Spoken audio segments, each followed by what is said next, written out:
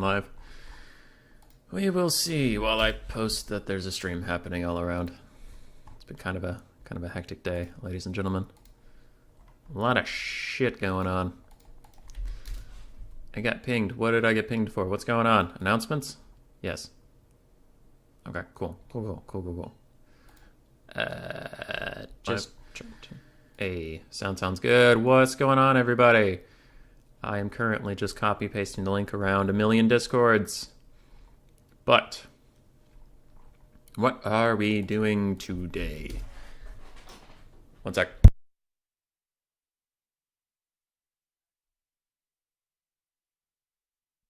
All right. Yeah, what we're doing today. It's a 2v2 tournament hosted by Amazon Queden. And what random allies means is you don't sign up with a partner, you just sign up in general. And the tournament itself gives you a partner, which we will show the randomizing of soon. We're just letting some things sort out. Getting things all set up. Other than that, normal 2v2 rules, just pretty straightforward. Not a whole lot of memes to it. I think heroes are reduced slightly. I'd have to check. I know usually 2v2 is like you can have 3 heroes between the two of you rather than 4, but I'll have to check. And I am playing in this and casting it, so at some point I will get a partner and discuss what to do about that. Self-promotion, great. Oh god, there's so many Discords. Holy crap. Boop. And I was playing in a different event today, also with AMA, though I was on the Sons of the Mountain side of their thing. That'll be cast on Rubber Duck of War's channel soon, but it's been a day. It's been a day. A lot of stuff going on. Okay, last one, I promise. Last one. Self-promotion. Done. Cool. We posted everything everywhere. Alright, Queden messaged me. Check-ins are done. You can start rolling. Excellent. I love rolling. I love it. Hey, Simone. Simone, I have bad news for you specifically. You have asked a couple times about when Intissi and I would have finished that campaign. He is quite busy with things, so I don't know if we ever will. He messaged me and he said if he ever has free time, he'll hit me up, but other than that, it's looking a little suspect. So, how's this going to work? You get a random ally. So I'm going to shuffle. So this isn't final right now, right? But if this was after the shuffle, Head Mantis and Raced would be a team, Hank G and Darth Neelis would be a team, Hardress Warrior and Evenstar would be a team, etc., etc., etc. And then these two people, me and Queden in this case, would be a team. And then Queden was talking about how to do this. He would, like, if Queden and I are a team, we would get rid of just me, and then Queden is implied to be myself and him, and then the bracket will be there. Right? Right. So this is where people are getting their random partners. And go to participants. So I'll shuffle this 3 times. Speaking about Discords, do you have a link to yours? You found it. Yeah. Hey, Yozma. Queden's here. The wait will be worth it for the 8-player early access free-for-all. I don't have early access. CA doesn't even know I exist. Alright, so I'm going to hit the shuffle 3 times. And this will determine who people's partners are. Okay, teams. Evenstar and Swarv, myself and Hardress Warrior, Darth Neelis and Hank G, Queden and Head Mantis, Berserk and Drama in the Box, Geese Howard and Bobman, and then Way and Raced. Right? Okay. So those are the teams. I will message on the Discord landing zone.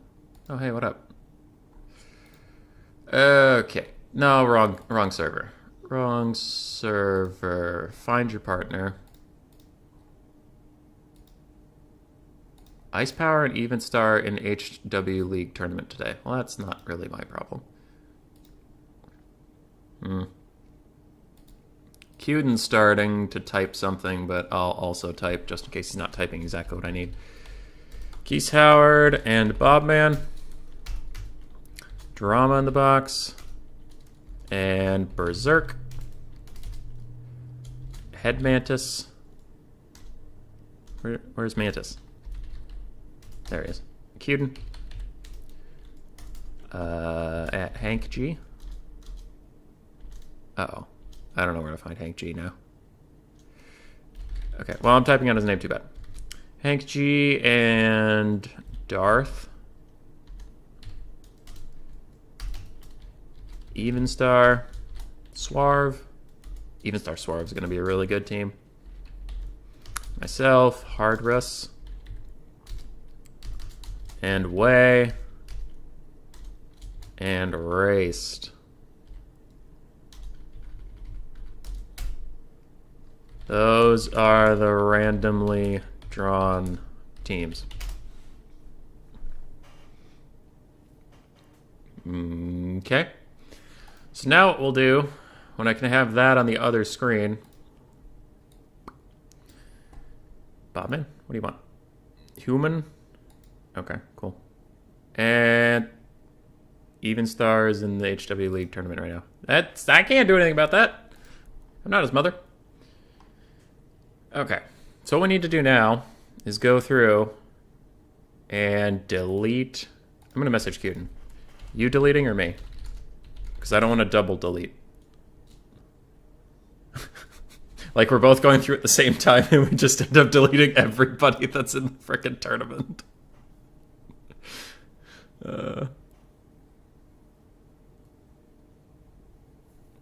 So I messaged Queden DM. Okay, cool. So I'm doing it. Perfect. So I'm going to go back into the 2v2. So Geese Howard, I'm deleting. Drama in the Box, I'm deleting. Challenge is not refreshing for you? Okay. Cool. Mantis, I'm deleting. Darth, I'm going to delete Hank. Wait. Where did Hank go? Hank was just here. Whatever. Darth Nihilus is still here. Evenstar and Swarv. Evenstar plus Void. I'll delete that. Okay, because he's got Swarv. Human Boy and Hard Russ. I'll delete myself because I'm a mod, so I can still see this even if I'm deleted. And then Way and Raced. I'll delete. Where's Way? Oh, Way's at the top. Okay. I'll delete Way. Okay. So now if I shuffle seeds, we should have just the teams. Uh-oh. Challenge is changing. What the fuck? People are dropping out, I think. Queden's having a hard time. It does look like. Void Laws, hey. Yo, yo. Their games are just starting up.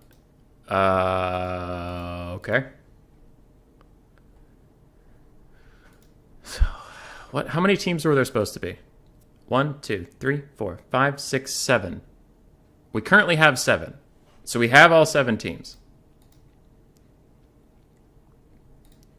Now, Void Laws is messaging me because I think he and Evenstar signed up together, which is not how this specific event works. But if Evenstar is busy with... If Evenstar's busy, then Void Laws might take his place because you can't really play in 2 tournaments at once.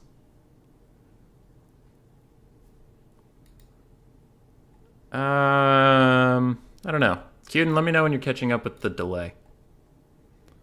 How excited would I be if Evenstar helped me train?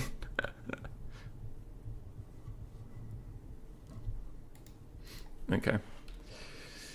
You listening to stream? Or do I need to type? Anyway, these are the setups for the teams right now, which is totally fine. I'm not going to shuffle them again. It's just we need to figure out what's going on with Void Laws. Other than that, actually, this is ready to go. Because Void wanted to be in it, but he isn't. And Evenstar wanted to be in it, but he's in a different tournament. And Evenstar's actually in it. So my easy proposition would be replace Evenstar for Void.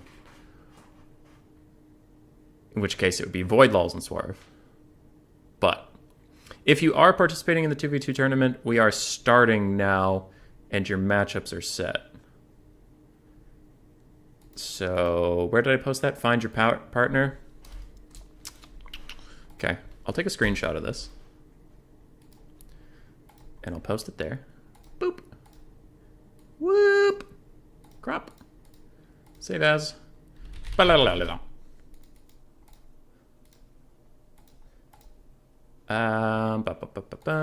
one. At here, bracket is live if you or your partner's name are in a spot, that's your team spot. Yeah. So you can just click on that and figure out who they're supposed to be fighting. We don't have maps. So let's do, wait, did Queden post maps? Matches the best of one, banner rules, good luck, have fun, maps. I don't see a map. I'm gonna go rogue, I'm doing it. Map 1. Oh, Queden's typing, he's got it. I'll figure it out.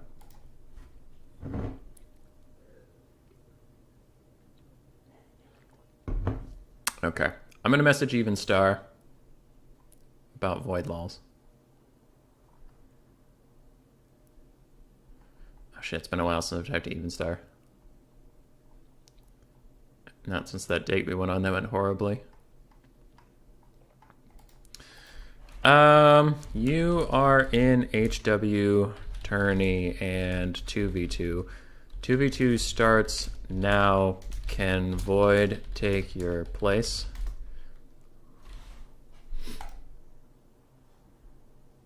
And we'll see. Trixie, yes, wasn't sure to make it back in time for Tropic Sun Off. Do we know who Hank G is? I have no idea who Hank G is. You're working with the same information as me. Who's my buddy? Hardress Warrior. I also gotta go find him. Hardress Warrior raced.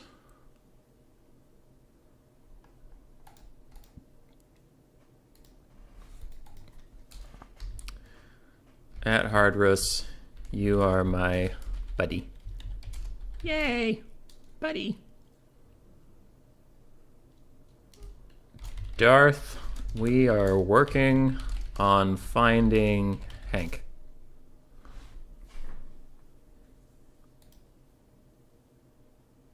Maps are updated in Challenge. Perfect. Boom. Oakenhammer, Tower of Hoeth, Schwarzhofen, and Troll Country, and Iron Sand Desert. Yes, yes. Goody. Yes.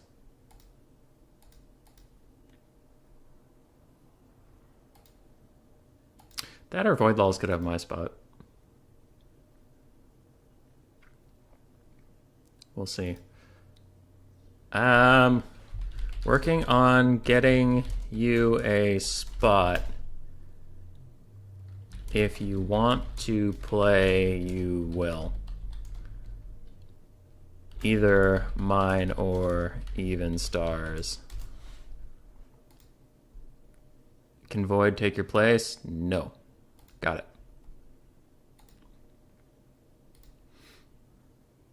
If you're talking about 2v2, I'm going to play with Swarf. Okie doke. So I'll give Void my spot and I'll just cast. Okay, Even Star is playing. You take my place with Hard Rus Warrior. Okay.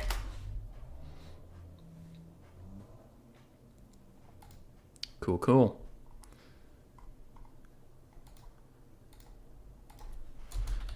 Void Lols taking my spot. Sorry for confusion.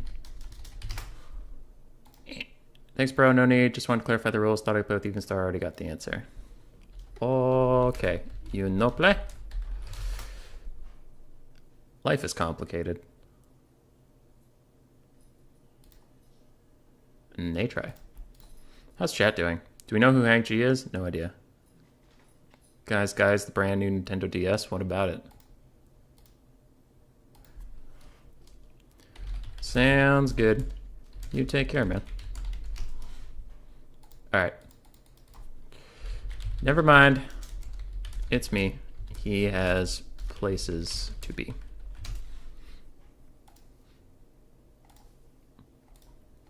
What up for Poland? How you doing? Are you winning in my absence? For Poland was it's hard to explain, but he was kind of my partner in the event we were just doing. So I'm hoping for Poland is doing quite well. So I need to find Raced. Has Raced hosted? At Raced. It's Raced in Way. Raced or at Way. You guys hosted?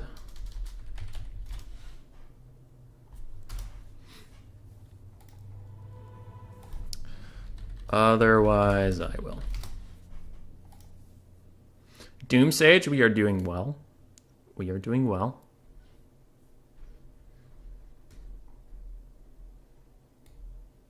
A lot going on.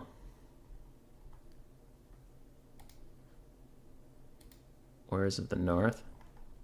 Human Boy for Poland, you guys can take Frinstein and Diatron. Alright, so Diatron's still hanging on. And Wei is making us a lobby. Thank you, Wei. You're a treasure.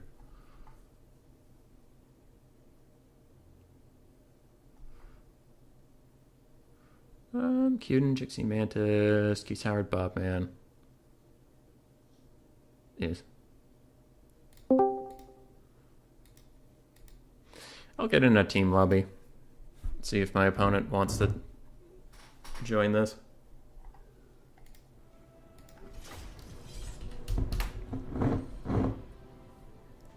Oh yeah, I gotta switch over the screen now. Bada boom! It's me. I'm in the top left. No more management simulator for you people.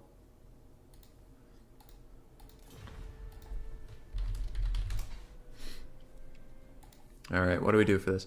Max 1 mortar per team, max 3 SE per player, 2 SEM, 6 per team. 4 artillery per player, 6 per team. 15 ranged units per team, 400 units per player, no duplicate spells. Okay. And we're doing by banner rules? Oh, God. I don't remember them. How different are they than fruit rules at this point? Hopefully not that different. Whatever. You misspelled your partner's name, so off to an excellent start. Hell yeah, dude. Hell yeah. I can't find Hank G. You want to replace him? Replace with... who? Can someone from the Warriors of the North sub in? One of the AMA lads. Alright, we're trying to fill out a spot because Hank G's not appearing. And he needs his partner needs a homie. Hardwest Warrior, friending me. Sorry, I missed that for so long.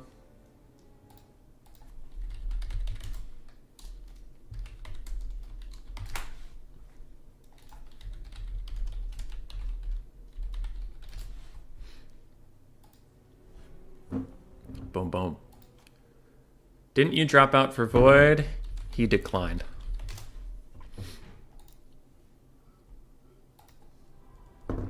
Alright. Gotta find Hardwest Warrior. Got him. Got him. How do pick and bans work? Read the rules of engagement. Yada, yada, yada, yada. Who joined me? Hello!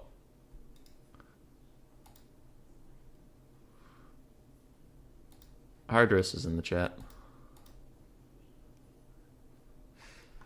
So how do pick and bans work? Factions for the players will be pre-picked, however, can be changed between matches. Oh. Oh no. Player, report them to me in Discord. Ba-ba-bum. Factions for the players will be pre-picked. Alright, well, I'll go Skaven. Skaven regardless. Yep.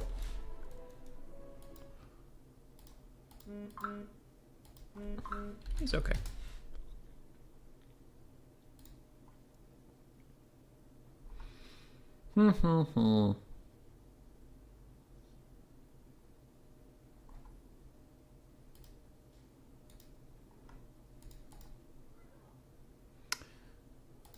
What is native language?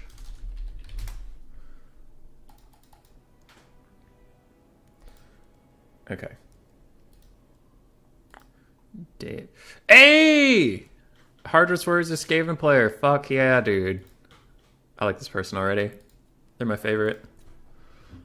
Can you explain the campaign unit role to me like Clan Angren has Ghost Boys? Can you play them or what? Yeah. Yeah, if you select a subfaction that has special units above the campaign exclusive, if it's not campaign exclusive, it's tournament legal in most things. Like Averlorn has Dryads, where most things don't. But very few factions actually have stuff. It's usually just a limiting factor. And you limit what lords you can take. In the Legendary Lords category, like Beastmen, you can see they have all these guys, and then if you go to a subfaction, they just go to the subfactions leader. So usually it's more of a nerf than the special units are worth it. But you can go Followers of Nagash if you're just going to take Arc in the black and you want Crypt Horrors or, Crypt Ghouls or Hex Wraiths or something like that. Some people do. How are picks done? I see no instruction on the challenge. I also see that it says pick before, so just do whatever.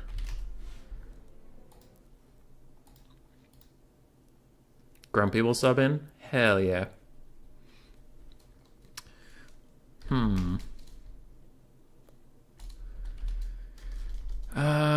You go Skaven, I go Brett.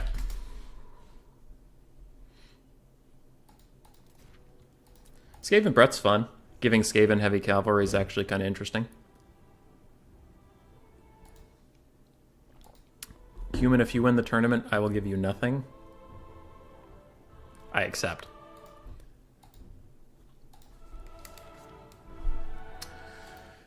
Do do do do do. Do do do do do.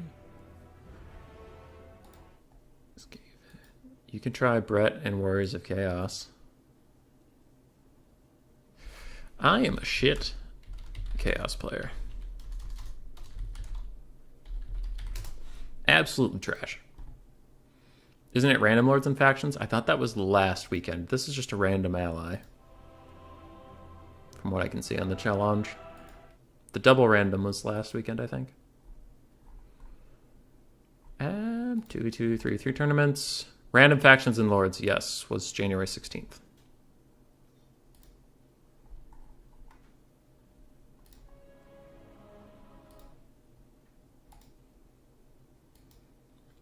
Hey, Beta Ray. Beta Ray Hank Hill. And then your picture appears to be Big Bird ominously staring at me. Oh. If you want.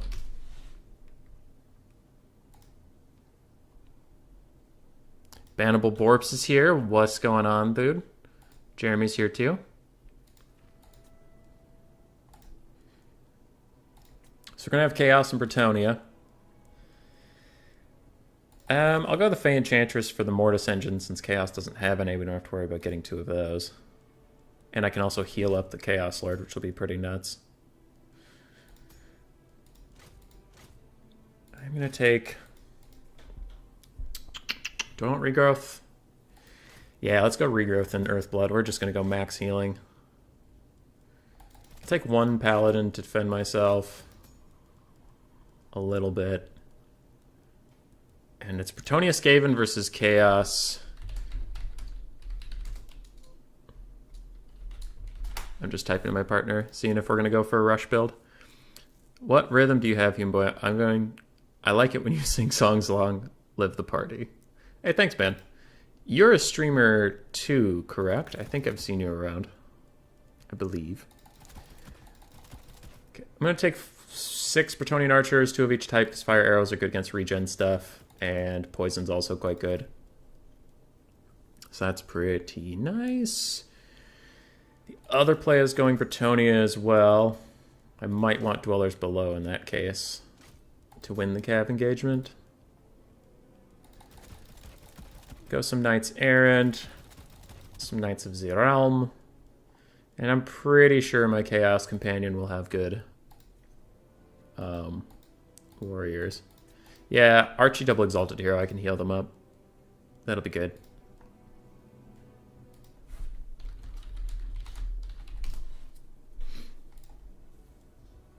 As you want. Yeah, we're not going to outshoot. There's no way we can outshoot Skaven. So we're just going to have to hit him. Hit him in the teeth. I'll take 4 peasant mobs. Just to be around, be annoying.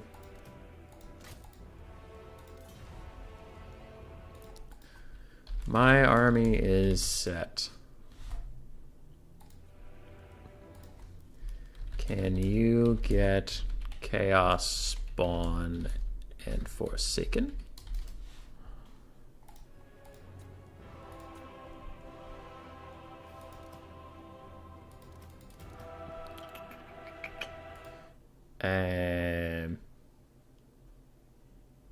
Oh, Chaos Wars, the great weapons are pretty good against Bretonnia too.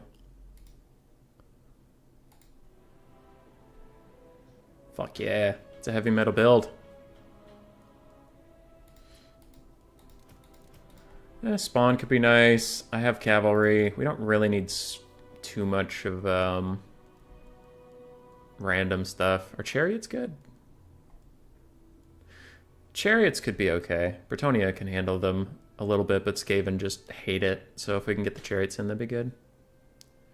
Regrowth or Earthblood? What's the meta? Depends on what you need. Regrowth is good for healing a single target, but I'm thinking... Okay, they switched what they're doing, so I'll think about that. But I was thinking Earthblood could heal up Archaon and the Double Exalted Heroes all at the same time, and just spam it. And then I also have the Life Bloom passive to heal my whole army as I'm spamming out Earthbloods. So I should only take Regrowth or Dwellers Below. Both is just too much mana investment. I'm not going to be able to get enough casts out of them. And at the time, Raced was hovering Bretonnia, so I thought I'd need Dwellers to win the Cav fight. But if he's going Dwarves now, it's really going to change what I need to bring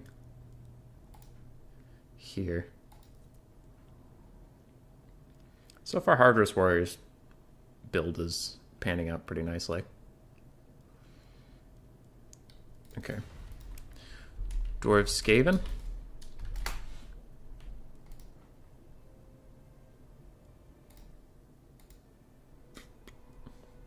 Just trying to make sure what they're settling in on. Because I kind of built this build to fight Bretonnia, so if they're going Dwarves, I'll have to switch. Switch a little bit. Yes, yes. Okay. So don't need any Knights of the Realm. They're worthless against... Worthless against Dwarves, not great against Skaven. They do okay if they can solo out Rat Ogres, but that's not going to happen.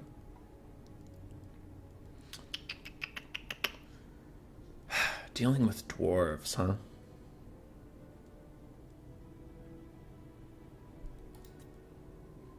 Okay.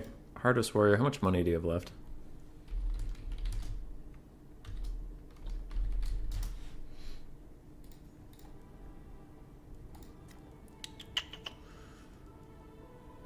Dwarves, dwarves, dwarves, dwarves.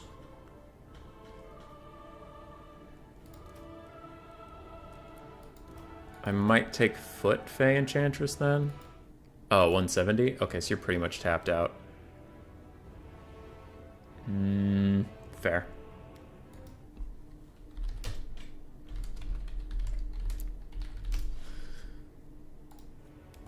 So they're just going to spend money on chevrons. I have archers. I don't need peasant mobs. Thinking of getting smart.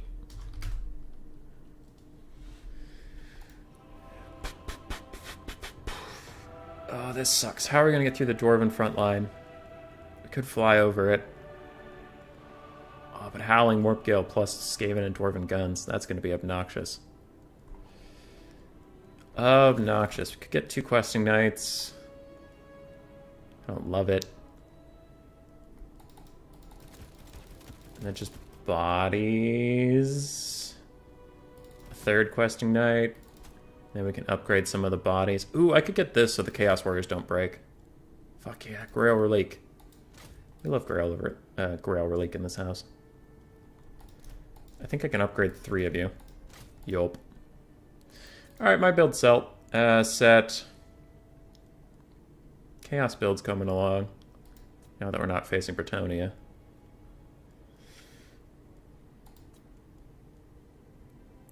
Sure. This seems fine.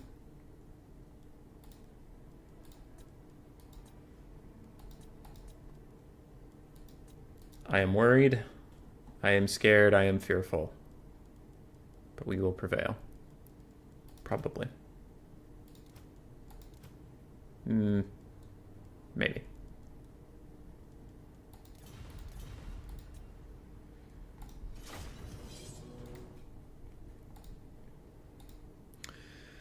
I suspect there may not be a dwarf front line. All guns while the rats are holed. Maybe. Maybe.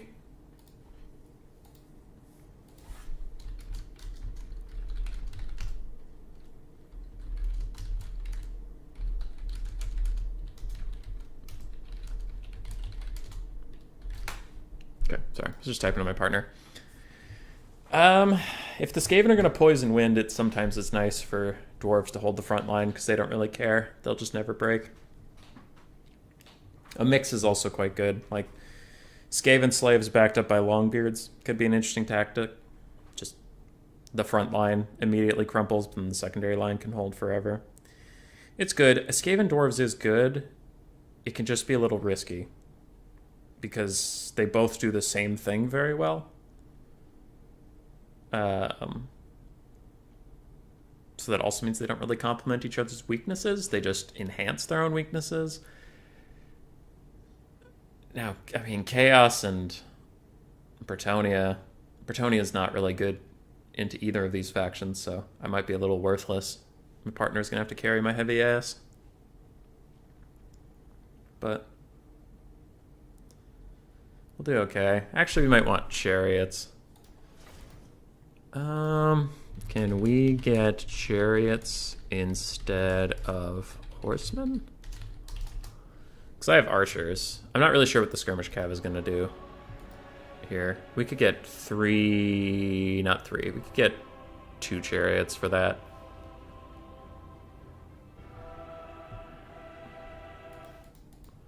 Chariots will go burr. So 2 chariots, 1 horseman is same money.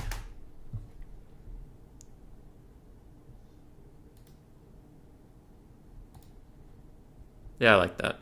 I like that. That's good.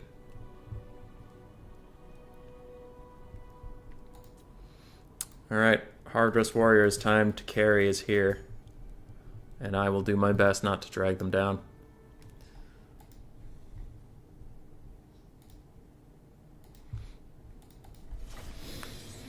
How's everybody doing? Oh, happy Saturday. Happy Saturday to you all.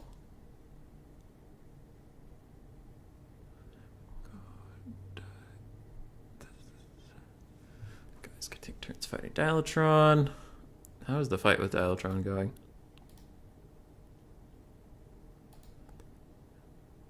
I won, but ultra close.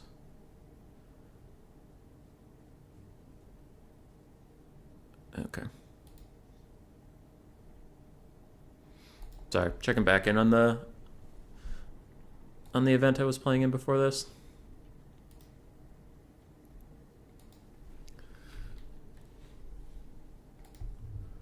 Way and Raced. I played Raced on Ladder today. He's pretty good. Way is pretty good. Played him before. And that's going to be easy.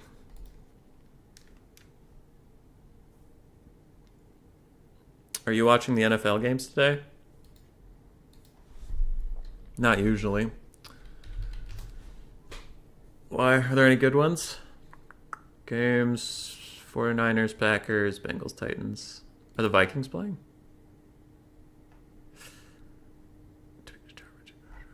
Oh.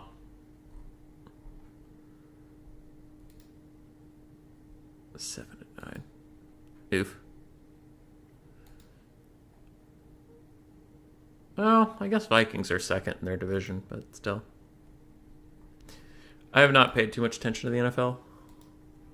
What up, Contende? You're in a video I have coming out soon. Or your likeness is. It's Mr. Doodle slapping me around with sartorial for like 35 years. It's great. It's great.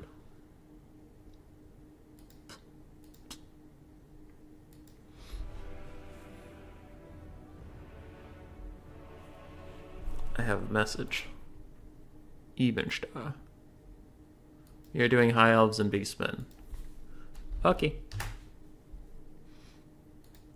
Oof, healing up Beastmen sounds brutal.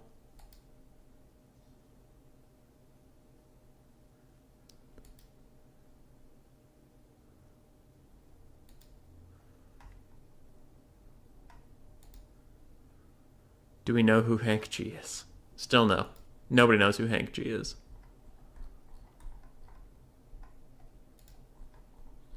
Mm-hmm.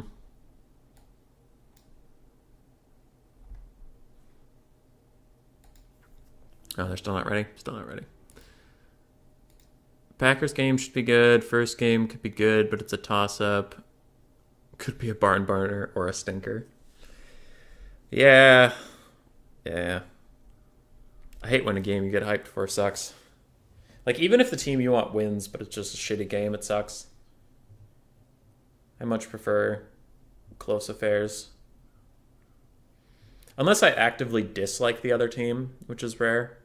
But there are times where I'm like, man, fuck this team. I hope they lose. I still watch a lot of League of Legends Pro. And I'm that way for TSM and Cloud9. I'm just like, I hope these teams actively fail so that the teams I like look better.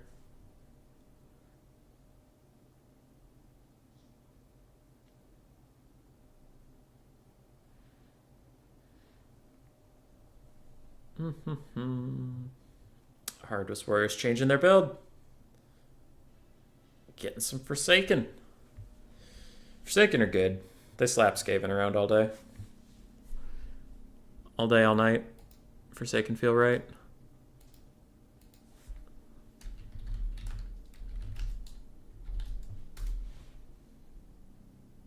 We're getting into it. The 2v2. You just hope for good games. Dude, you know what are the worst games? Fucking the Vikings. I remember this was years ago, like 4 or 5 years ago, but I swear there was one year where almost every game came down to like a field goal. And we would always shank it. Every single time. And it was so disappointing where it's like, all right. And it's 20-21 and the Vikings are within range of a field goal and time is running out. It's time to kick and it goes way to the fucking right. It goes way to the right. The game is over and nobody's happy about it.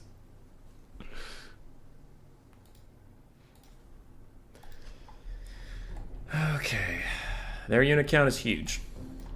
As I guess we should expect.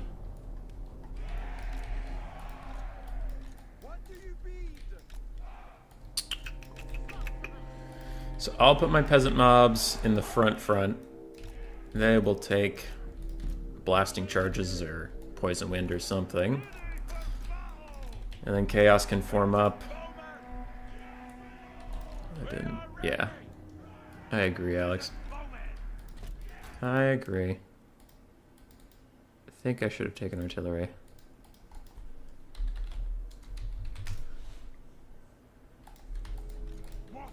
I wonder if they can see me draw stuff.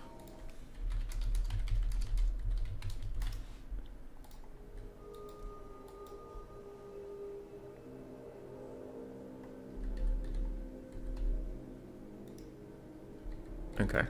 We'll see if they can see me draw. That would be a nice way to communicate what the hell's going on.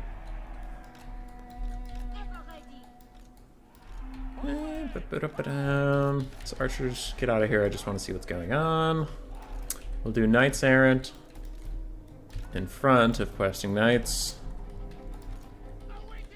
And knights errant in front of questing knights.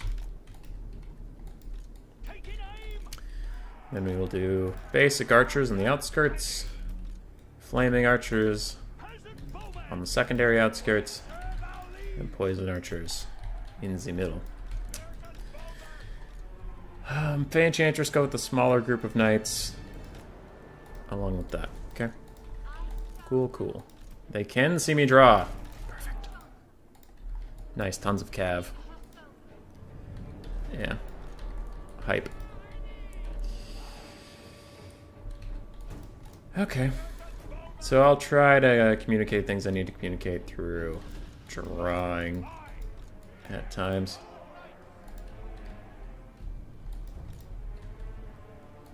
I am ready.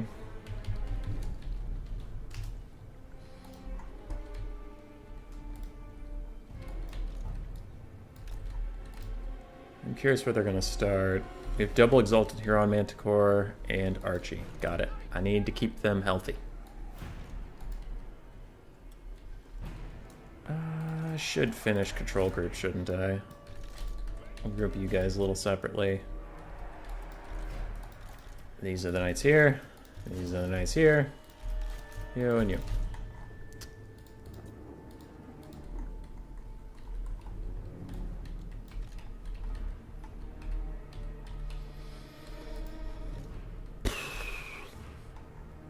Not super stoked about fighting dwarves.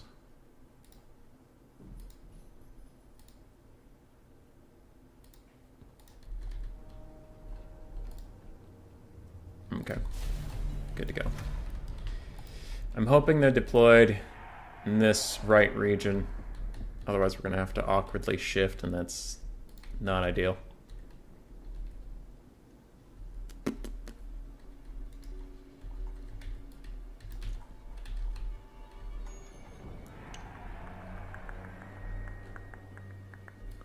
Okay, they deployed dead center, so let's move up. Let's move up. Oh, you guys are just going around the rock. Okay. So we'll set up on the far side while we figure out what the hell. It's max like 16 ranged units, right? 4, 4, 4, 5. Oh god, that's a lot of ranged units. Max 15 ranged units per team. Pretty sure they went over that, but we'll figure it out. Gracier of Plague. That's acceptable. Push up. Oh, under banner rolls, minus the blasting charges aren't ranged units. That's right. Okay, yeah, their build's fine.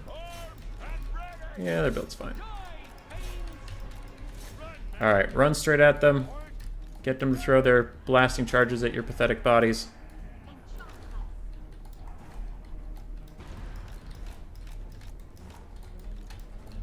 Okay. Archers, keep moving up. Keep going. Shoosh, shoosh, shoosh, shoosh. Our peasants are taking peasant things.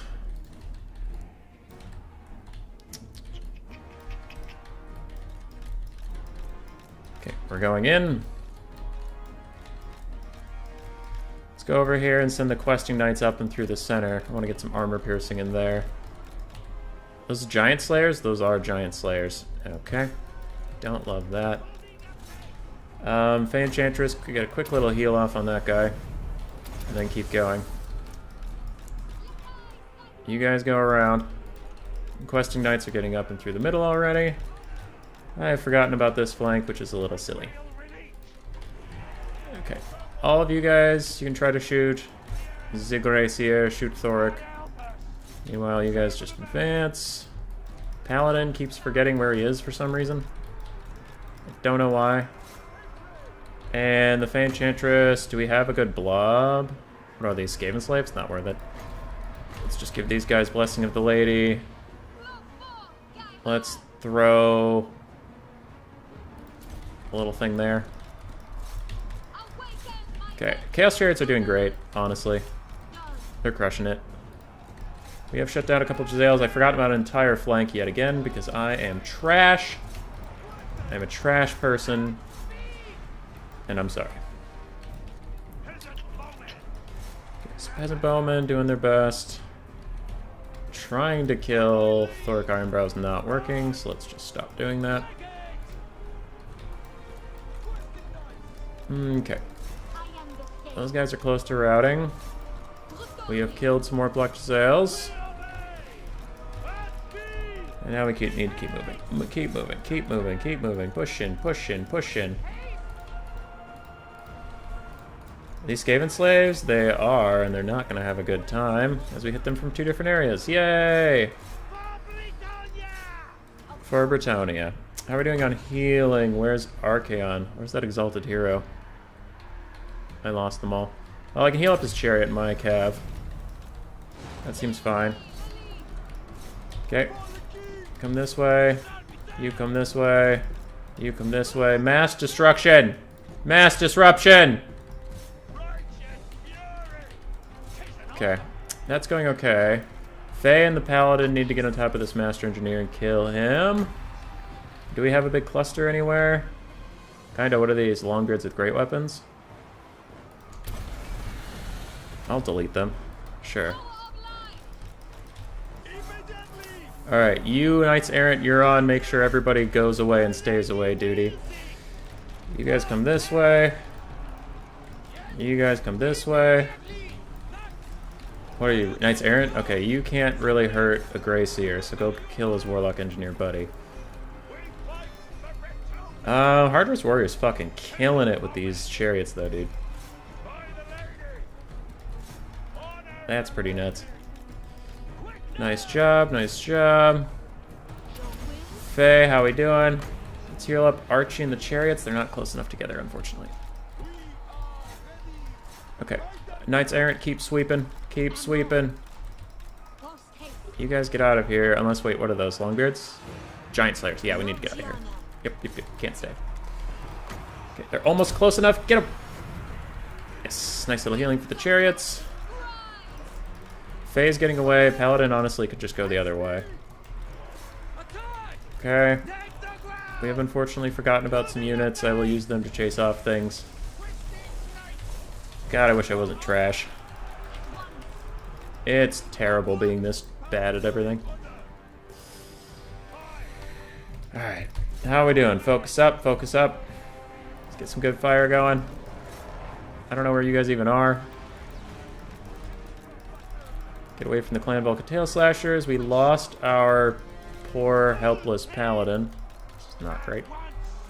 I don't know where you guys even are. Let's go kill some of this. I'll heal up whatever's over there. Still have a nuke for when I need it. We're doing okay. We're doing good. Longbeards, okay, so you guys move up, and we need to start shooting giant slayers and shit.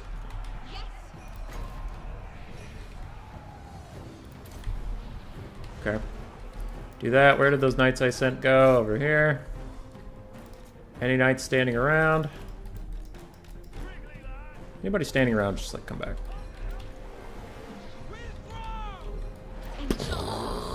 That was pretty decent.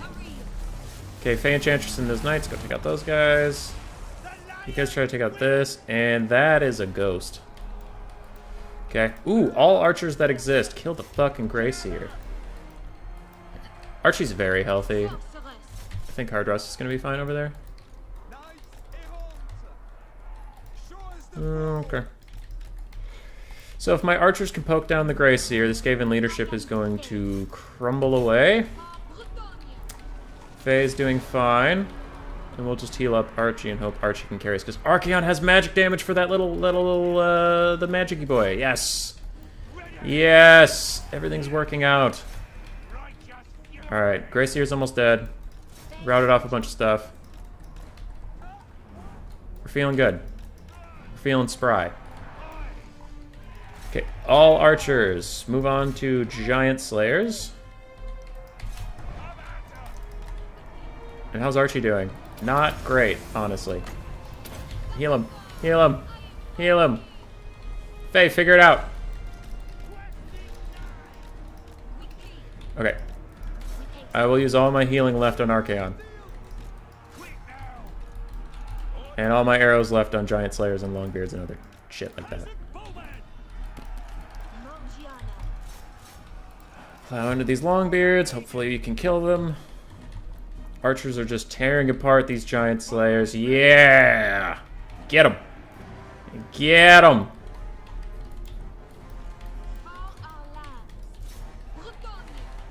We'll need Archaon in the late game for that Ghost Hero, like I said. But for now, we're doing okay. Peasant Bowman, do exactly what I tell you to do and nothing else. These knights are going to charge over here and just try to buy Archaon some time to get away from this. Questing knights go over there. We're feeling pretty good. Okay, those guys have shattered. Run over here, deal with that, except for the Grail Relic, which actually isn't that fast.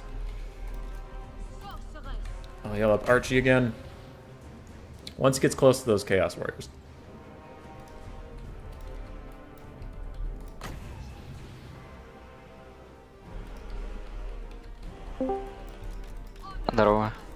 What up? Oh, sorry.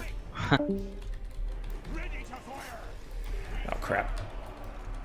Archie's going in deep! We're coming! I have healing for him.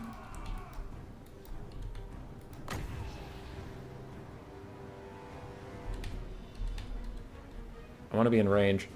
There we go. Alright. Running out of arrows, which isn't a problem. As long as we all shoot at Archaon. Not Archaon. I'm actually going to give Archaon 40 more melee attack. 118 melee attack! Go get him! You can do it! I believe in you! Alright, army losses is coming in, so we just have the Ghost Hero, and that's GG. Archers are doing more harm than good. Just turn around. Turn around. Face the wall. Admit your shame.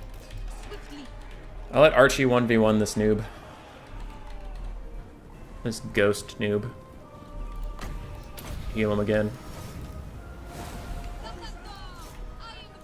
GG, well played.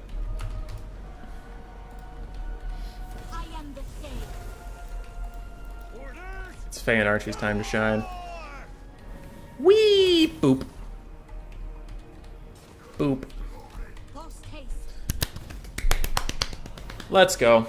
Debug camera? Yeah, I use debug camera. Does the Grail do anything other than a leadership buff?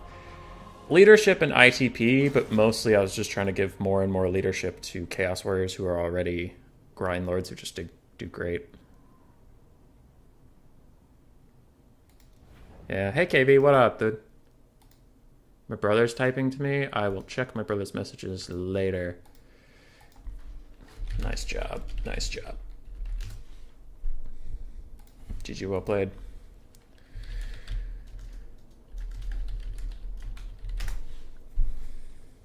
Okay.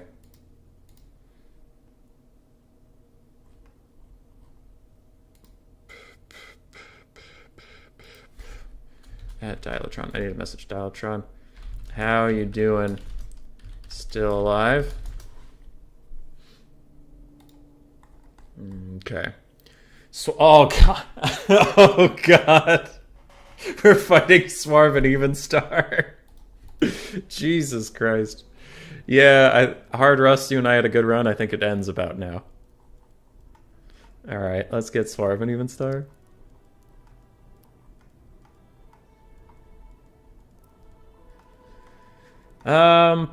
Evenstar, there he is. I don't see Swarv.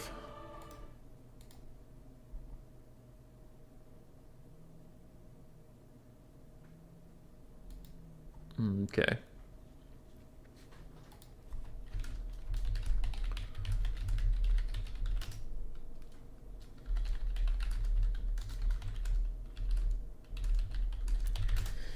Beastmen and High Elves.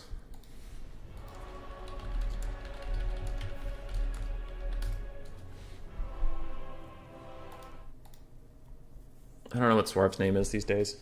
I think he changes it occasionally.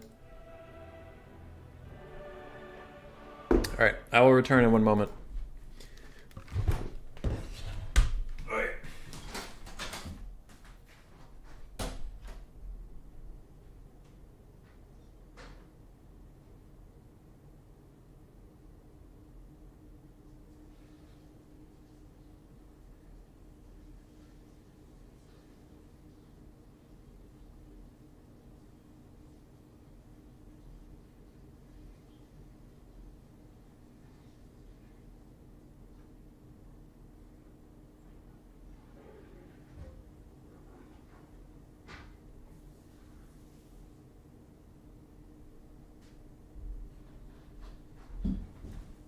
I'm back. Okay. So.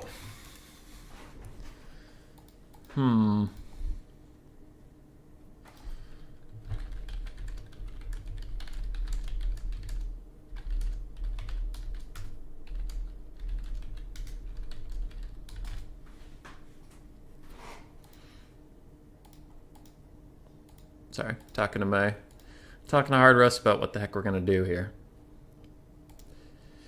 Skirmish Cav. I mean, Chaos is good into High Elves, and it's okay into Beastmen because of the Skirmish Cav, kind of. Well, Chaos Warriors are just hard for High Elves to deal with.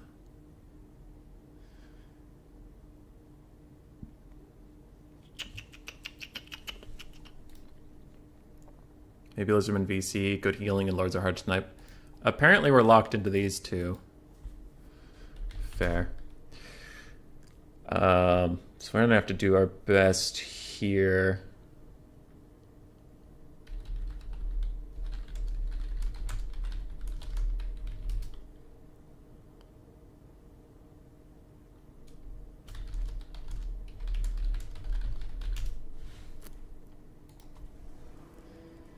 So I'm trying to show my partner something real quick. So Foot Fae Enchantress can be pretty hard to kill. Could get Dwellers just for blob control. Get a Green Knight. Could be hard for... well, he's not hard for High Elves to deal with, so I'll get rid of the Green Knight. Take a Paladin on foot. Felix on foot also does okay. Then we take the Beast Slayers, take these guys, 1, 2, 3, and we take 5 of these guys. Gold chevron them. Then they're kind of like unbreakable if I give them one of these. And they have great armor piercing, they do okay against Taurox. It's a nice little infantry push. And then I can get some Cav that are just so cheap I don't care if he Traderkins them. Thinking of taking Holek. Chad. I can heal him. Gold Chev Peasants does okay for me into Beastmen. And no traitor can target. I do need a couple Cav though, just to stop the Beastman Chariots from going completely apeshit through my lines. So I'll get some Knights Errant to do that. Pretty basic. Do I need Felix? Oh, yeah, even so, I've got a point. Map. Tower of Oath.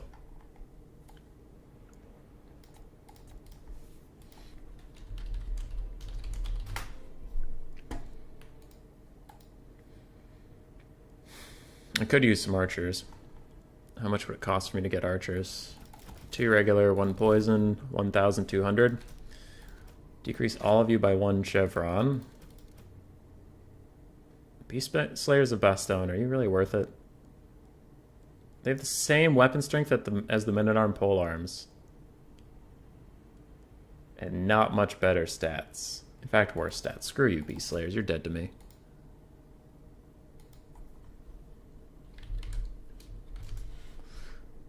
Alright.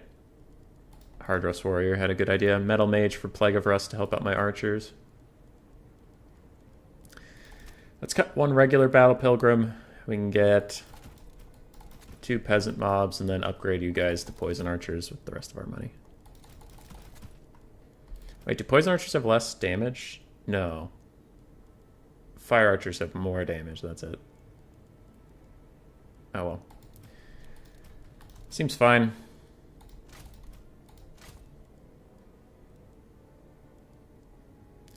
I like it.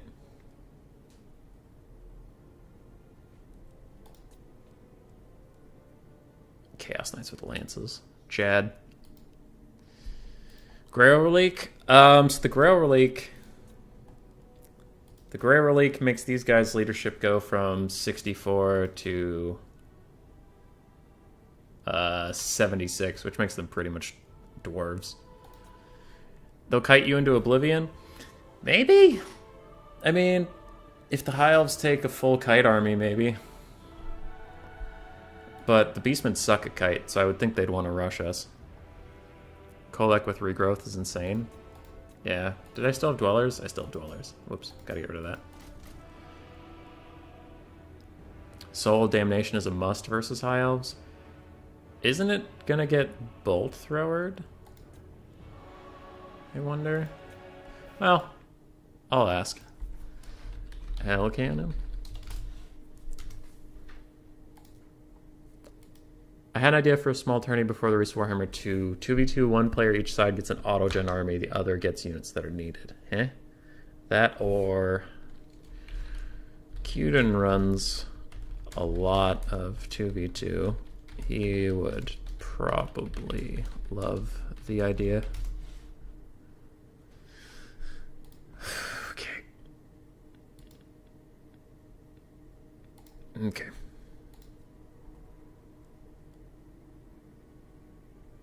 Is that all of the money? Roughly 4,000, roughly 5,000. Kolek is 6 or 7. So good. It's a tiny build. You spent all?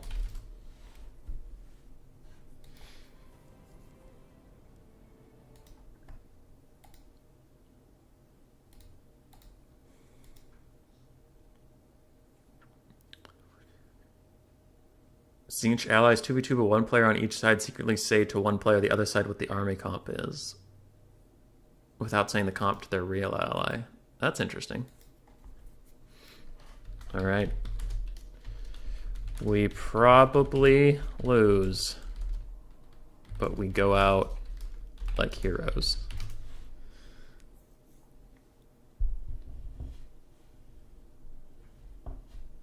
You can take more infantry, but I will not try to kill her. Oh, you will try not to kill her. Yeah. I mean, this is fine.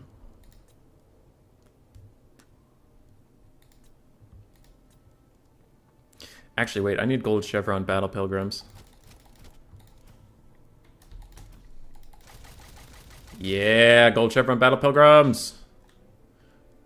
And then we can go these. One more of this. I like this more.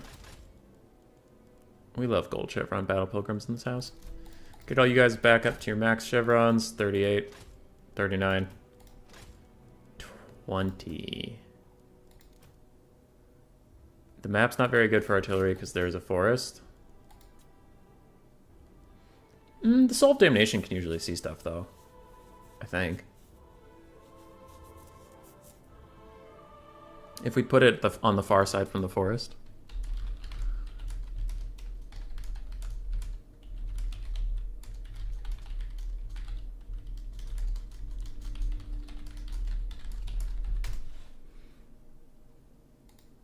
Maybe. Neither Beastmen or High Elves have incredible sniping spells. Those, I mean, High Elves could bring Spirit Leech or Fireball or Soul Quench or something, but it's not super typical. That's how it should be done.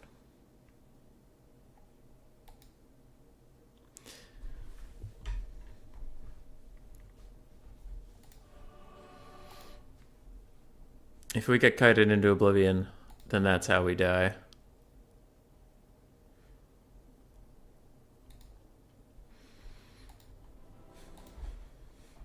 On the other side, it looks like Queden's team lost to Berserker's team, and now Dark Nihilus is fighting Berserk.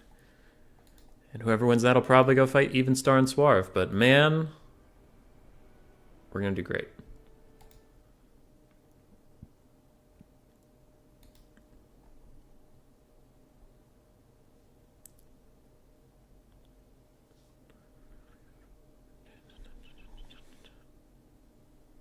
Yes.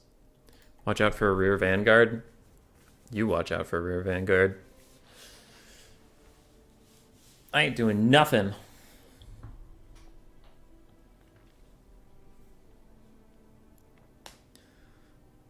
Our builds are perfect, Simone. Perfect.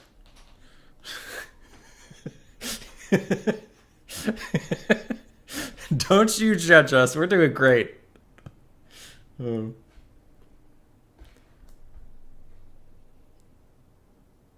have Kolek Sun Eater, my favorite Chaos Lord of all time. That's all we need.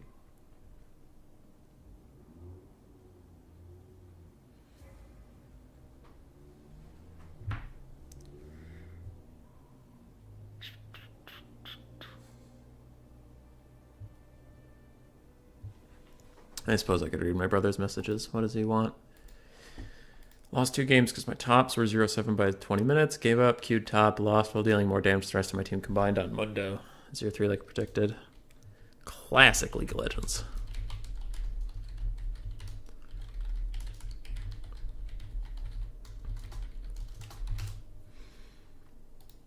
Classic. Oh, I wish I didn't have to work today so I could do more streams.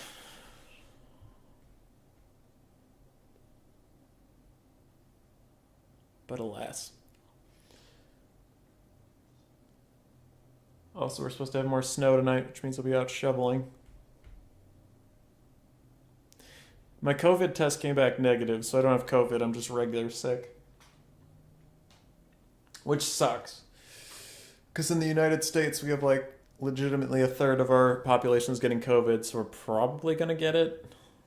And it just sucks that I'm already sick and this isn't it, so then I'll probably get sick again this time with COVID. And it's like, oh, great. Your team is not the only VM team left. Oh, good luck. Your team is the only non-VM team left. I see.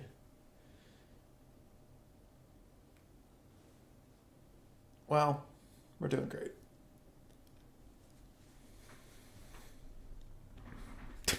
Contende just flaming my brother.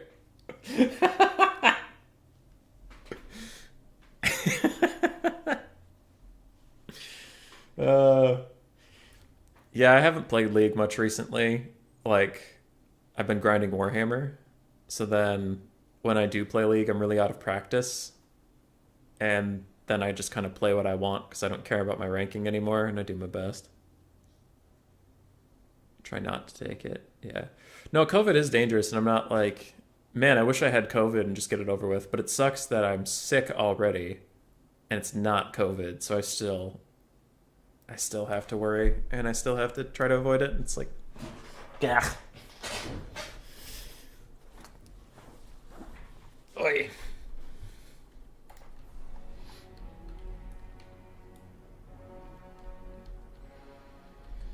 Okay, so we're loading in. Can gold chevroned peasants hold off the beastmen and the high elves of Evenstar and Swarv?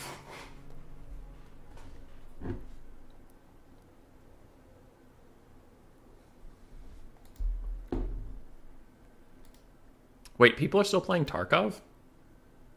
I honestly thought Tarkov was dead by now.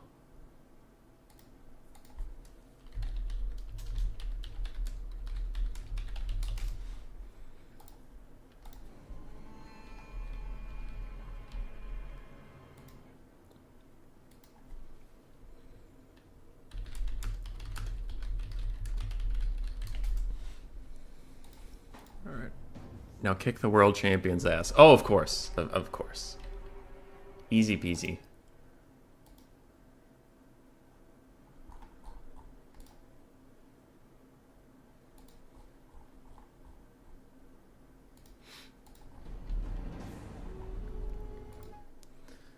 Dun dun dun dun dun dun dun dun. It's you left of the people who got through, and Dialotron's army is fucked. Cool. Cool. Just keep playing for fun, and let's make masked new game that you have to learn. Oh, I see. In LOL. I could just go to becoming a LOL streamer. put Tyler one out of a job. That makes me horrendously nervous. I'm worried about this pillar. Can you shoot up and over that?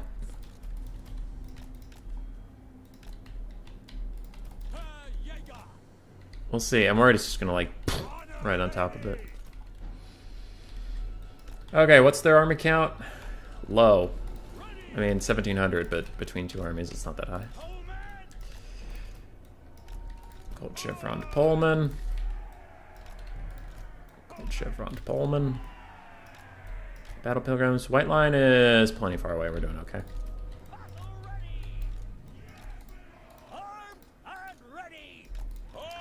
Don't really want to be near the forest at all. Okay, then we have the ROR Battle Pilgrims. Grail Relique to make everybody intense. But dude, look at these Battle Pilgrims. 90 leadership, and I'm going to give them 12 more. They're unbreakable. They're un-frickin' breakable.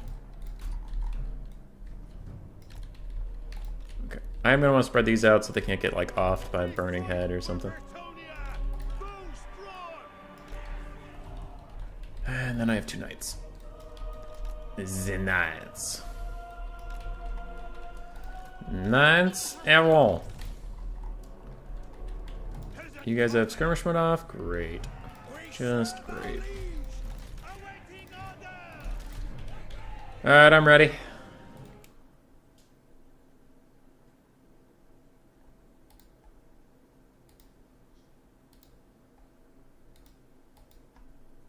Okay. Cool, cool, cool. Message my partner, you're gonna do great. Throw in a smile. And we're fine.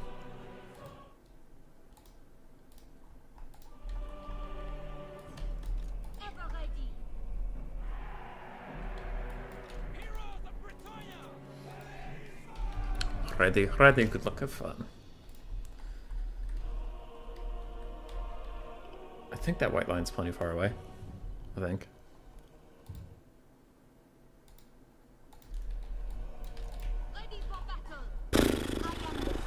I'm nervous.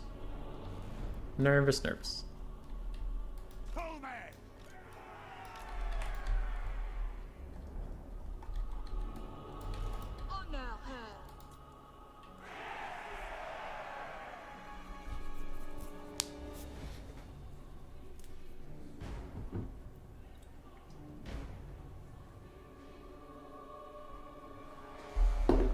I will throw wave after wave of my own men at them. As they will die.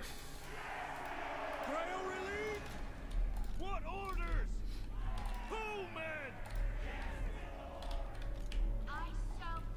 I'm hoping Felix can regen up the Paladin and Fae enough that I can focus most of my healing on Kolek.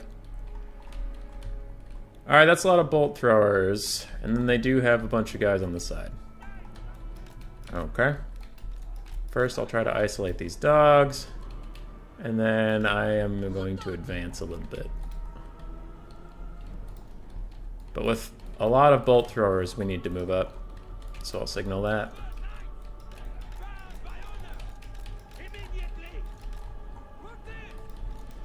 Okay, peasants turn to fire. Not much we can do to help out our friendly neighborhood hell cannon, so let's just keep going. Okay, and we will chase them out this way.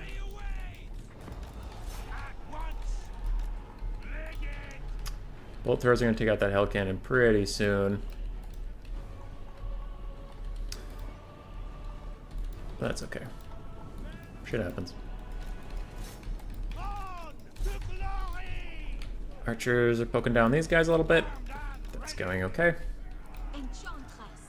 The Bretonnian front line advances on. Really surprised that Soul of Damnation's still alive. There we go. Okay. Peasants keep walking. Now our archers are in range. Illyrian Reavers, I guess I'll poke down some of these guys.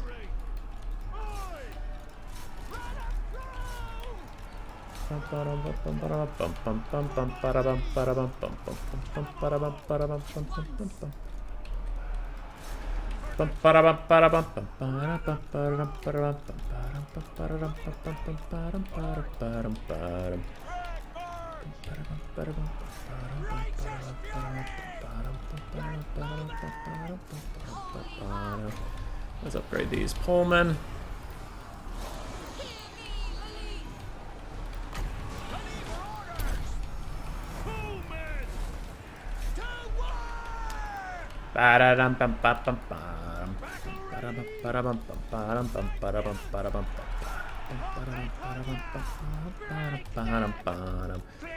Ah, Centaurs. Perfect. I love Centaurs. Irmic's taking a lot of damage. Torox is here to play. Alright, Torox, let's dance. Let's go. Ah, we're getting gooned!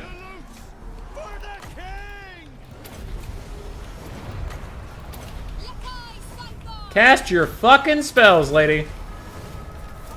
Ow! Ow! It hurts! Aha, I flew out of it. No, my bowman, no. No, my bowman, no. Any chance she's getting back in it?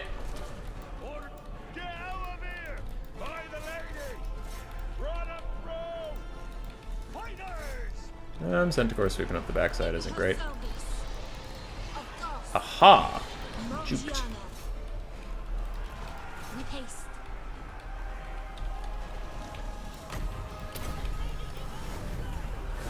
Fight some, Kolek, fight some!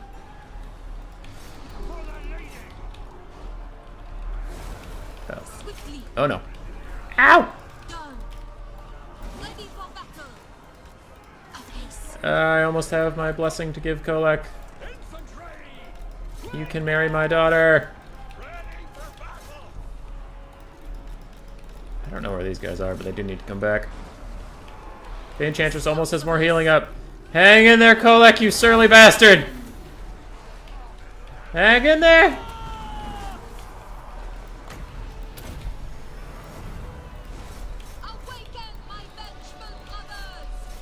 Okay. Where is Kolek gonna go? He's doing his best. We're doing okay, though. Balance of power is saying we're doing alright. And I am inclined to agree. Oh, fuck, I'm about to get dicked. No! No, don't do this to me. Leave me alone. No, this is not nice. Kolek, save me! Kolek, please! I'll give you all the melee attack in the world. My big special boy! My big special boy!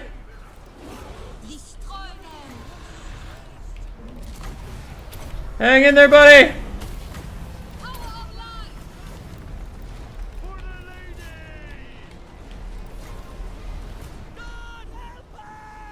I don't really know where to throw this shit. I guess I'll just hold on to it for a second. Seems reasonable. Alright, Kolek did his best. We almost heel capped him. Hey, nice! Star Dragon Breath attack did no damage to me for literally no reason. I'm okay with it, but it doesn't make any sense. Alright, it's looking a little bit like now or never on this thing, so... Boop.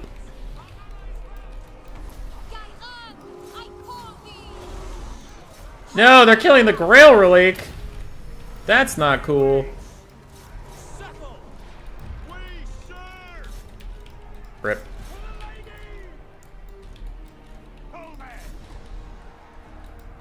Mm-hmm. What is that? How is Imric hanging on to his life there?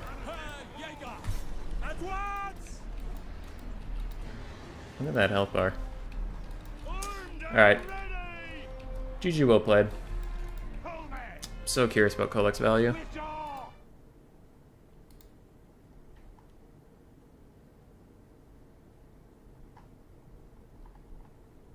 Okay.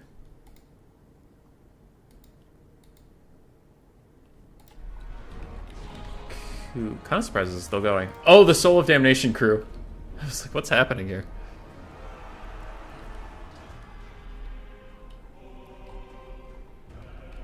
Maybe that one Chaos Dwarf can do it. Oh, he died. Alright, show me that Kolek value.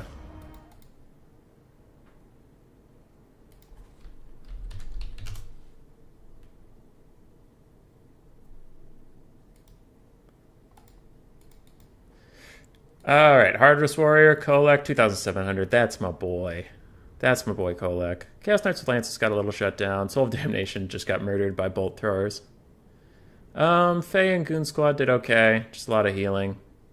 Pullman got shut down by archers and cycle charging. But, yeah. Suarez Hero Core did well.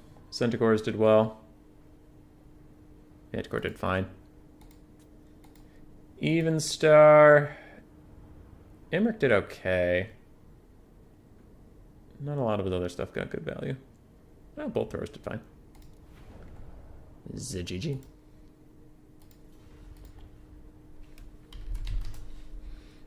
Alright, Hardress Warrior. Thank you for serving with me today. It was a pleasure fighting at your side. I'm sorry I could not keep up with you. I let Kolek down. I let you down. I'm sorry. It's pity artillery could get killed. I agree. Okay, is the other thing ready for me yet? No. So while they still fight... Dialatron! Ah, he's here. Dialatron, I'm still casting a tournament, but there's a dead zone. You want to finish this? What you mean? I'm still casting a tournament, but there's a dead zone when we wait for another 2v2 to finish. You want to... You and me? Scrap it out? Join in and let's end this. Alright, cool. Yeah. KR so good is the lobby, just join up. Okay, cool. How much of your army do you even have left? Who was it? Lost For Poland, didn't kill anything. 5 units, I think. You have 5 units? You've No, I five lost units 5. Out of I don't know how many. Oh. 1, 2, 3, 4, 5. 1, 2, 3, 4, 5, 6, 7, 8, 9, 10, 11, 12, 13, 14. 14 out of like 17. Okay. And we still have people on our team to face you after I fail, right? Yeah, there's 2 more Well, people. depends if Zero or Blood Penguin decide to pop off. Zero. Zero has returned. I see. Yeah. And then you have to fight Melkorn or Umayyad unless he kills both of them, and then you have to fight Grombrindle. Yeah. Okay. All right. I don't know. Do I have enough? Yeah. So I got to be Belagar for this event. So anybody on the live stream that's curious what the hell is going on, I'm going back to that event I was playing before while we wait for... I'll show you the left screen. We're waiting for this 2v2 to finish up, and then we'll go to the finals. Until then, I'm going to fight Dialatron. And I will leave your guys' voice chat so you can go back to all the horrible things you say. Oh, thank you. Alright. Boom. So this is part of the event Rubber Duck's going to cast, I don't know, eventually, but I'm playing as Belagar for the Sons of the Mountain Lads. And it's an old format called Gladiator, if anybody watched my channel back then, and since then I've tried to run Gladiators, but nobody signed up. So essentially, Dialatron has Ultra Funds, but whenever one of his units shatters or gets fully killed off, he loses it for the next game. So I'm just trying to do as much damage to him as possible, which is why we are going to fuck up his day. So I have to take Belagar. That's too many Dwarf Warriors. Get some of those with the great weapons out of here. And then we will go with... I mean, that's a lot of cannons. I'm already feeling pretty good about my odds. What's his build looking like these days? Where did it start? Where did it start?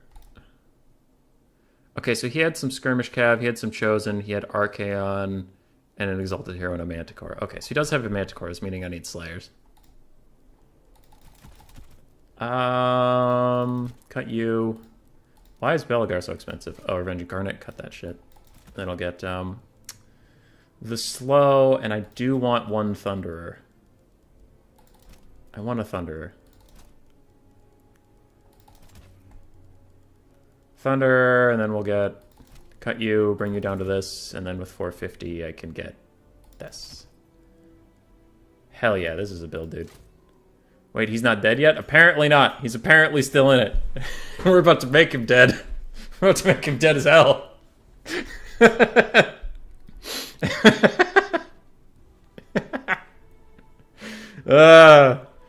I just need to do damage to him. I don't have to beat him. Because then Grombrindle or whoever can finish him off.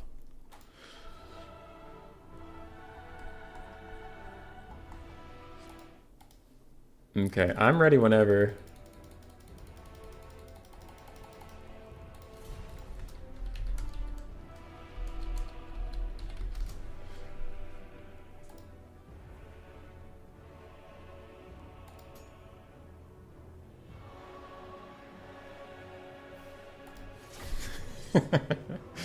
Bring it on. Alright. The other 2v2 is still going. So we're waiting on that.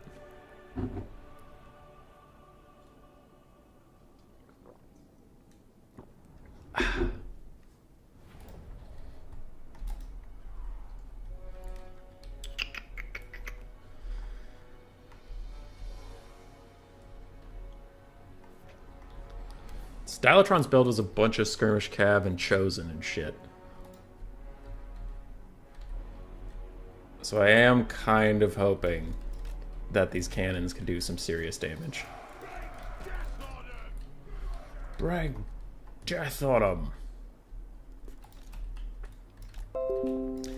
Let's deploy in the gully. For Poland's on my team, that's why he's so excited.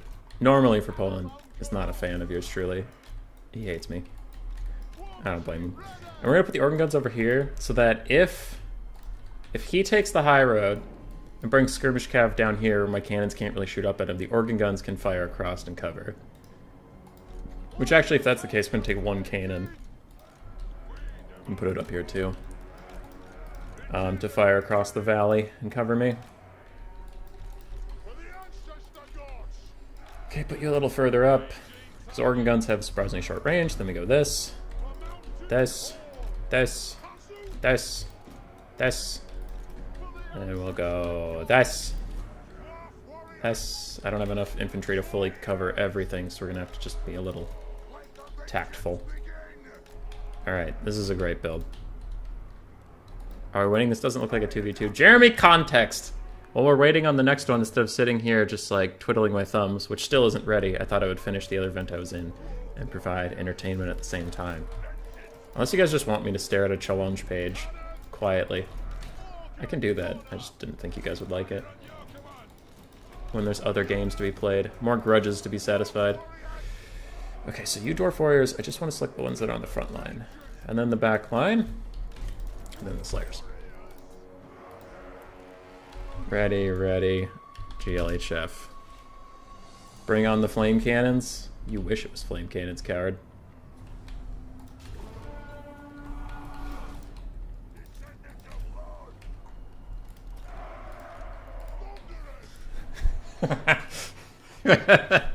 What can Chaos with Ultra Funds do against such reckless cannons?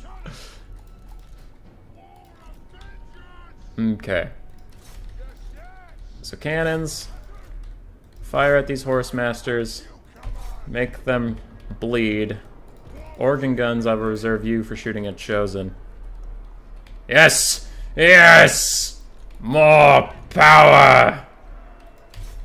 Organ guns can shoot at horse masters for a second until those Chosen get in range. Then I will want to switch. Well, I guess if they're just going to let me shoot them. Get him! Get him! Kill him! Okay, organ gunners, wherever you are. Switch.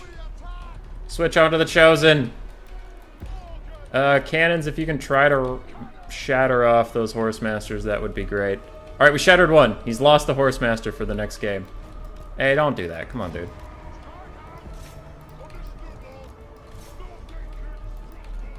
Okay. Cannons, switch onto that. Switch onto that. Fuck him up. Fuck him up.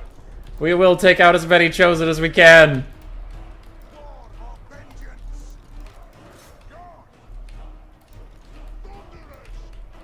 Okay, all three of you switch onto the Chaos Feral Manticore. Kill it outright. The reign of Dilatron ends today. Not really much of a flank coming in, so we'll just go do that.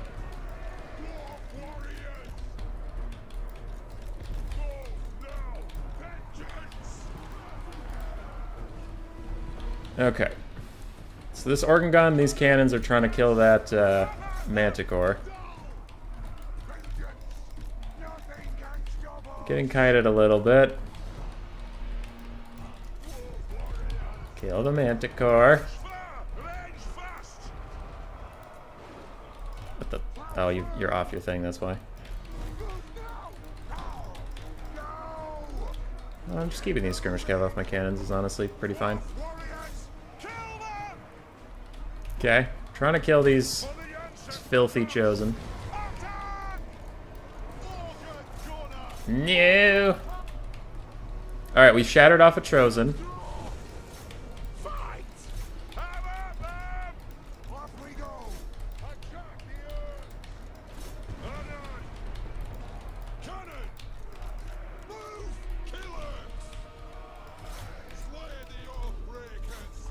Alright, we're killing off some good stuff. Shattered another thing. Kill that fucking Manticore.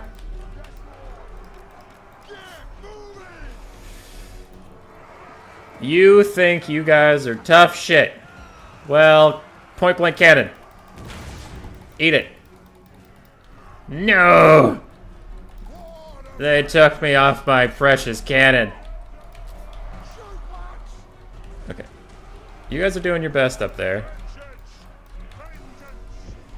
Trying to kill that guy. Do have some Dwarf Warriors left. Where are my Slayers at?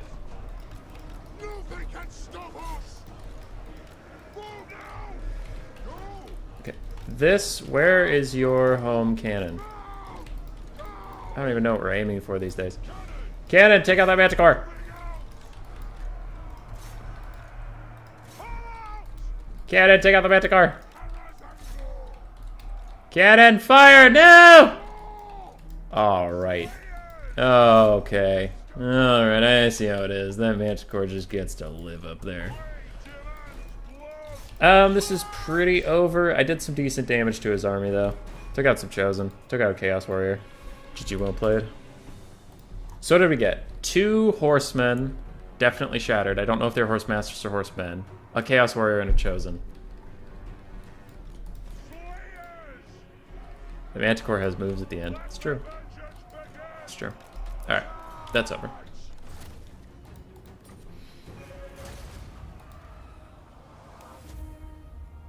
Flame cannons are always the answer. We got a Horse Master, and I swore one of them shattered on the high ground. But that's up for the referees. But he lost the Chosen, he lost the Chaos Warrior, he lost Marauder Horse Master. Good. Good.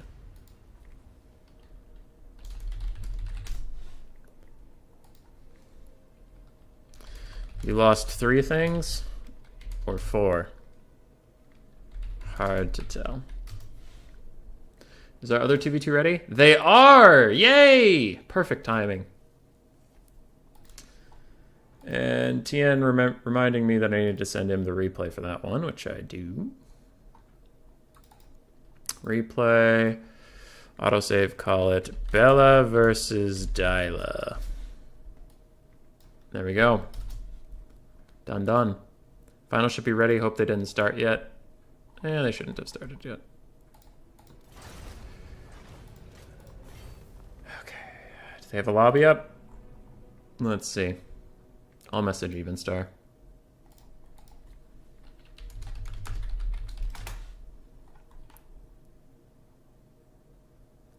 Evenstar plus Swarv. Looks like they do.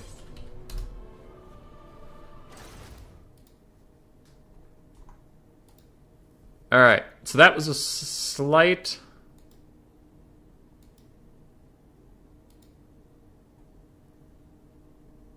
Okay, sorry. I got distracted by my message. That was a slight little detour just to fill some time, but we do have our last games ready. It's a best of 3 for the 2v2 tournament. Left screen, take you over there.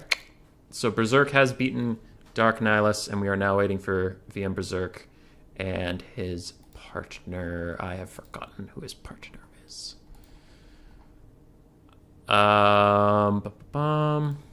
Who's Berserk's friend? Where did I post that? So it's Drama in the Box and Berserk versus Evenstar and Swarv. Okay. I am in the lobby. But yes, we'll go to Schwarzhofen, Troll Country, and Iron Sand Desert. I need to get a blocker up, don't I? I can go to the scorecard one. Add source, media file. Got him.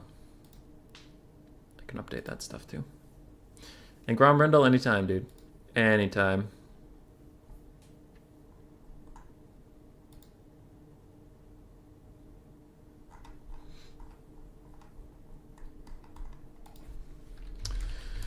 Sorry, just sending a message. So it's Gromby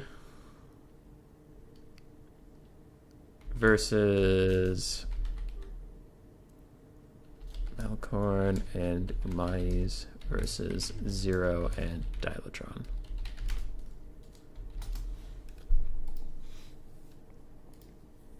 Okay. I will update the names. Let's go with Zero for the VM boys. And for the other side, we will go with Swarvstar. I like Swarvstar. Boom. Everybody's saying hi. Everybody's saying hi. Come on. Geese Howard. Come on, Ice Power. Yeah, we all root for Ice Power, especially when he's not even in the game.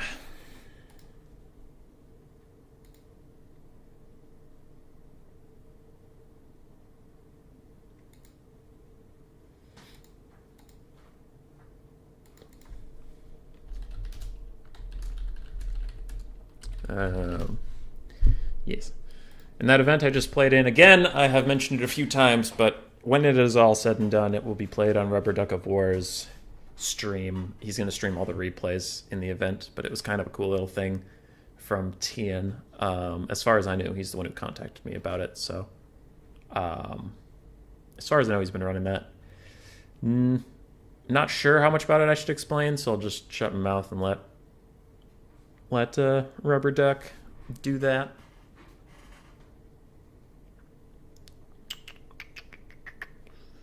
What else is going on in the world? Next weekend's going to be nuts. Tomorrow, I theoretically have a best of 7 I'm supposed to cast for the Ant Ladder, but that's still kind of up in the air, so I won't go too much into that. And next weekend, the 29th, is another 2v2. Wait, no. The 29th is my sub-faction faction war, which is going to be hype. And then the 30th is Queden's serious 2v2 where you come in with a partner ahead of time and you do some good shit. I know Bobman and I wanted to play in that, so probably have Bobman on the stream. But the sub-faction war, man, it's going to be hype. It's going to be hype. Where can I show this shit? While these guys build their things. So you know Turin's faction war? right? Everybody knows about that. I was running Civil Wars for a long time where it was like... nope, too far. Subfaction, there it is. So, like... how do I describe it? Like, the Empire Civil War was, let's say, if you picked the Hunts Marshal's Expedition, you could take one of the campaign heroes that, like, Marcus Wolfhart gets, but then you can't take Demigryph Knights or a steam tank or anything you would require from Altdorf. Trying to be thematic to their campaign. If you took Midland, you have to take Boris Todbringer as your lord, but you can take some of the campaign exclusive units. You know, like the Elector Count units. So it's kind of some fun. It was a fun format. And I forget who proposed it to me, but the community kind of latched onto the idea that afterwards I should gather up all the winners, contact them, like Artisan Tech Priest, for example, won the Empire one. So I contacted him and said, hey, who was your favorite subfaction from that event? He said Midland, and I'm like, great, you're going to represent Midland. So it's like, of the winners, I asked them to pick their favorite subfaction and bring it to a big faction war. And since none of them are balanced against each other, I balanced everything internally, so when I picked the Dark Elves, it was balancing the Dark Elves against the Dark Elves, not the Dark Elves against whatever the Skaven were bringing. So I told everybody, hey, this shit might not be balanced, it's just for fun. And I think it was, I wrote down, just making sure I don't screw this up on stream. Yeah, Bannable Borps gave us some money to give everybody a reward. So I split that reward up. He gave like $100. I split that reward up between everybody else. Everybody who plays gets $10. The reward's already out. There's no extra reward for winning, so nobody's going to try hard and like ruin the event. And I was like, go out there and have some fun. So on the 29th, we're doing this. And that's going to be hype as shit. Super excited. Been working on that for like a month.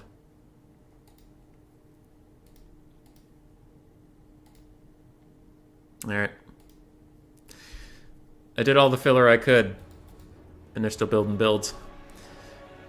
Bobman, if you are here, you better not make me look bad next week. He won't. He's great. Am I making the drawings on the thumbnail? Depends on what you mean. Did I physically draw them? No. Did I commission them? Yes. I own those images.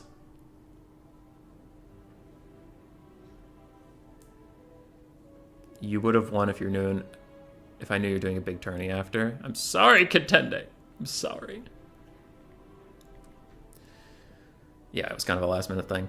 But no, I own all those images that are in there. Yeah.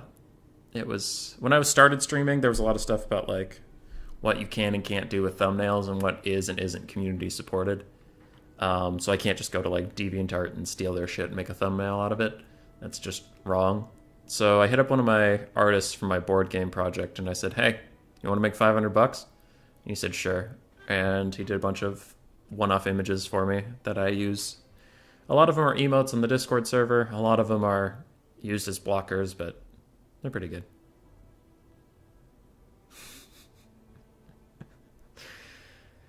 Oh, Cyrus, you're always a troublemaker, aren't you?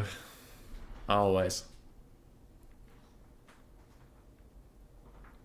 So we are in the finals. The VM boys versus Suarez Starks. 3 potential 2v2s left. And then I will go make lunch and go to work. Because everybody loves going to work on a Saturday afternoon / evening / night.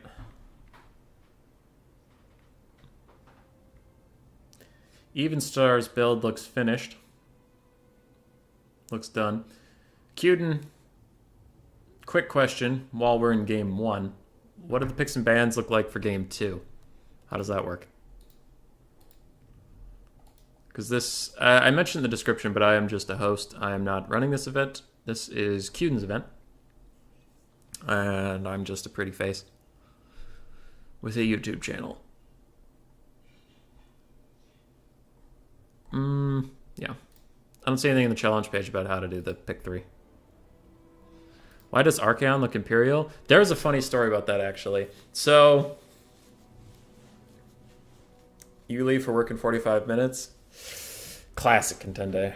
Classic. It feels good, doesn't it? It's just great. Anyway, the story about that was I told the guy, because he doesn't play Warhammer, I told him I wanted a picture of Karl Franz, and I gave him some reference material for Karl Franz, and he said, how do you want the horse to look? And I said, badass. That was all I said. So he drew, let's see if I can pull it up. Media files, stream stuff, art I had done, Franz. So there's Franz. He drew, without any reference material, almost exactly Dorger, Archaon's horse. And I thought that shit was hilarious. And he was like, is it not right? And I'm like, technically it's not right. And he's like, okay, I'll fix it. I'm like, no, keep it, because I find it even funnier that Karl Franz fucking jacked Archaon's horse. Like, one day, the Chaos Army is just in camp, and then the morning comes, and Archaon's like, no! We march upon the world of men! Where the fuck is my horse? And Karl Franz is running away, just like, haha, bitch! He's just rolling. He stole Dorker. And Archaon has to finish the campaign on foot. I don't know. I thought it was hilarious enough that I told him, don't bother. Just leave it, it's fine. So I love that. But yeah, that's Franz on a horse.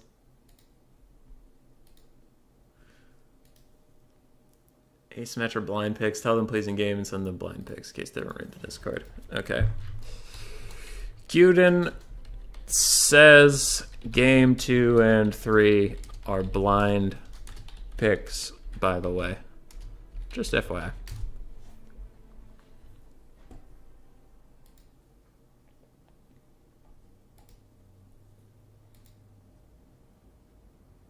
Let me guess, Shadowmere as a reference? No, what did I use as a reference? Demon. What did I use as a reference? I remember the image, I don't remember.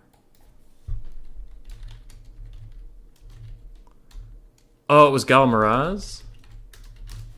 Was it? No, it wasn't Galmaraz. I forget where I got the image, but it was something like...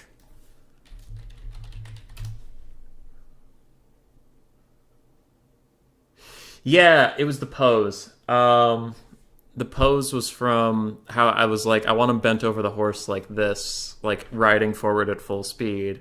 And he also took that to mean I wanted the horse to be on fire like it was in the reference image. I can't find it now, but yeah. So, I don't know. It was just funny. Like, I'm okay with it. A lot of silly stuff happens, man, when you're working with artists. I had one artist where I told... Okay, so for the board game, since I'm filling more time, for the board game, I was like, let's keep it PG.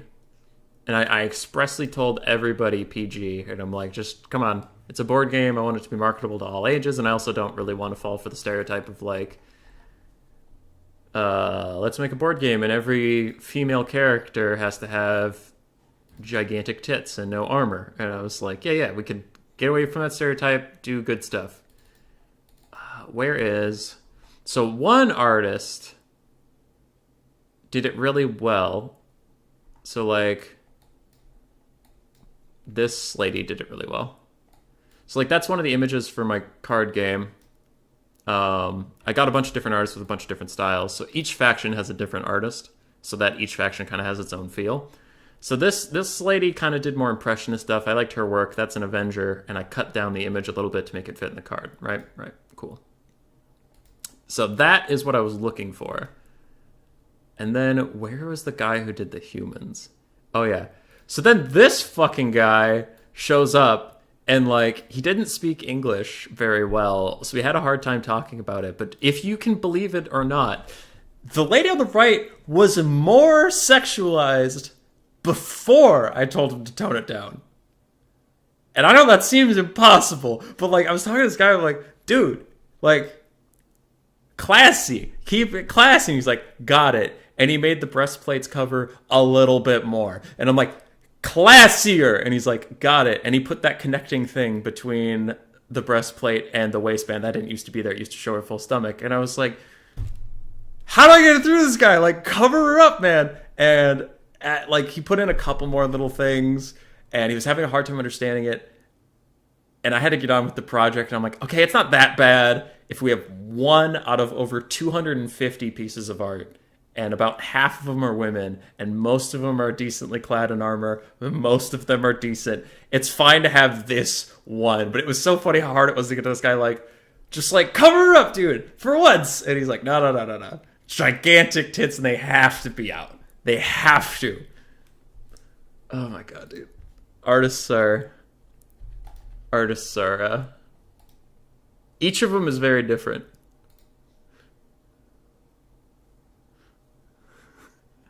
I did not show the reference picture, Hammond. I couldn't find it.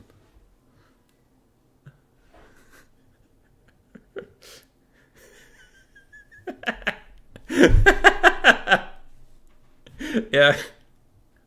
This is true. And it was like, come on, dude.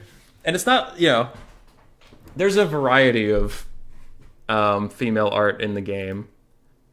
But that guy specifically, I was just like, come on, you gotta give me a little bit more to work with here. There's another thing I was gonna show you. Oh yeah, this guy was one of my favorites. His, there's a faction called the Horde, and they're kind of like a mix of greenskins and beastmen would be the only Warhammer thing I can do about it. His style of doing it is so badass. It's so good. Look at those pigs. Look at those pigs. Look at those good boys. And their gigantic ass tusks. That's pretty good. And then I didn't tell him, that guy didn't know Skaven existed, but he actually did a really good Skaven drawing too, accidentally. Where are they? Pack animals. Here they are.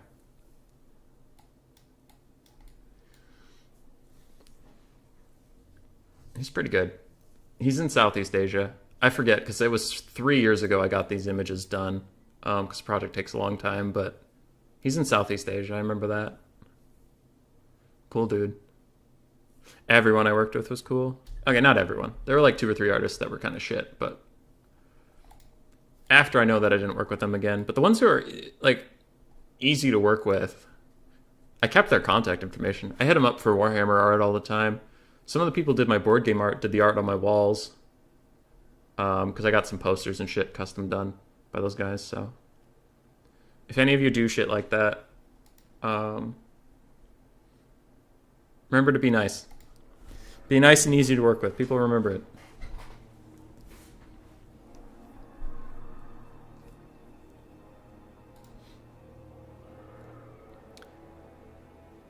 Watch a Boomer is making his own comics now. His stuff is a lot like that other guy.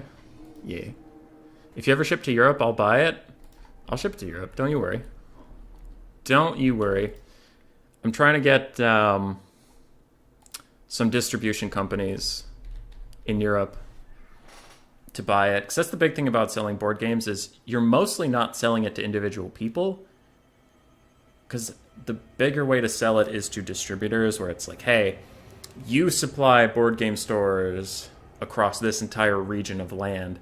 I'll sell you 500 copies, that kind of thing. So I'll put them up on my site, and I'll have 2,000 copies in my basement that I'll just send out. But the big customers that I need to convince are distributors, so they'll buy it, and then they'll put it in their catalogs that board game stores, physical stores, will look through and buy a couple copies. So we'll see. It'll be a hard sell for the distributors, but we'll see. I need this to go well, because if it does, then that's what I'll do for the rest of my life. Is make board games and start a board game company and stream. Because I can't do what I'm doing right now for the rest of my life. I can't work full-time at Mayo Clinic and stream and make board games, so I'll have to cut something. Art on the walls? Sure. After this game. Knowing how long the build phases take, I'm sure we'll have plenty of time to show the art on the walls. Alright. So, we'll start with Suarez Starks. They have a nice little setup here I can look at easily. We have Torx, Brass Bull, Gore Bull, Bray Shaman of Wilds, Traderkin. with just Traderkin. We have Ungor Herd, Ungor Herd, Ungor Herd, Ungor Spearman Herd, Ungor Herd, and a bunch of Gore Herds and some Centaurs with great weapons, 2 Chaos Spawn, and 1 Minotaur with great weapons. A lot of great weapons from the Beastmen. For Evenstar, we do have 2 Bolt Throwers, it looks like, 4 Basic Archers. Ooh, 2 Basic Archers, 2 Sisters of Avalorn, that's spicy. 2 Illyrian Reaver Archers, we do have Alariel the Radiant with Tempest, Earthblood, and Banishment.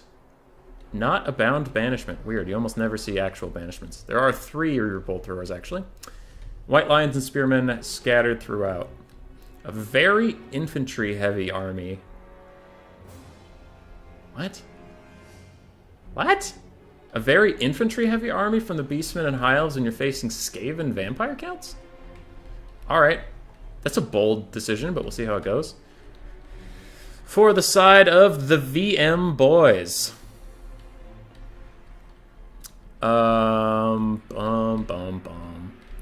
We have the Dire Pack, Blood Knights. I do see a Mortis Engine in here, and the Skaven can't have a Mortis Engine as well, and I don't see one, so that's good. Plague Priest, a whole bunch of Skaven slaves. Some Crypt Horrors. It looks like we have a Banshee, a White King on a horse. Heinrich Kemmler?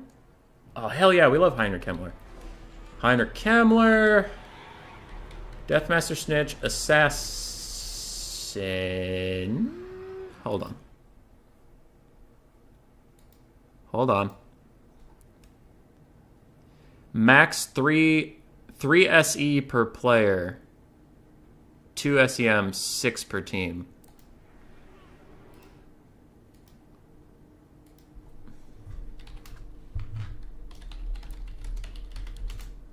Okay. So for Queden, just to make sure I have the rules straight, if the Skaven have 3 SE and the Vampire Counts have 4, that's 7 SE, right? And we need to do something about that? Just making sure I have that correct.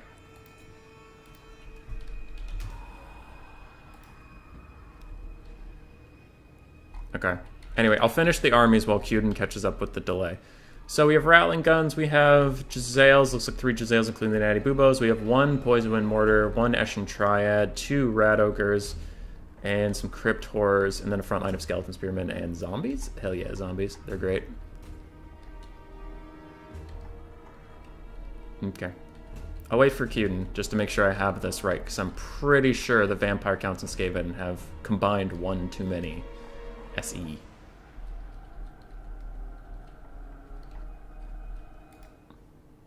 Mortis Engine is exempt. Okay, Mortis Engine is exempt. You're totally fine. Cool.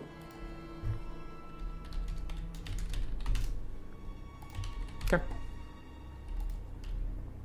Doesn't count as an SE. Perfect. Perfect. That makes sense. Wait, you made an actual board game? Yeah, I did. Yeah, we talk about it once in a while on the stream, but there is an official day. It's been sitting in the port of California, I think San Francisco, since November. It's been sitting on a boat. But they have a landing date of February 4th, and it's supposed to be in a city near me where I can rent a U-Haul and go get them. February 15th. So the board game should be out by March. Hopefully. Man, fuck COVID. Real piece of shit. In every way. Early thoughts. I am worried about Evenstar and Swarv. I'm worried. That's a lot of infantry to try to get to the Skaven. Now, the Skaven have only 1 Poison Wind effect, so I guess they can't kill that many infantry, but they do have a Mortis Engine on their side. I don't know. I really like the Skaven Vampire Counts roster right here. This is very good.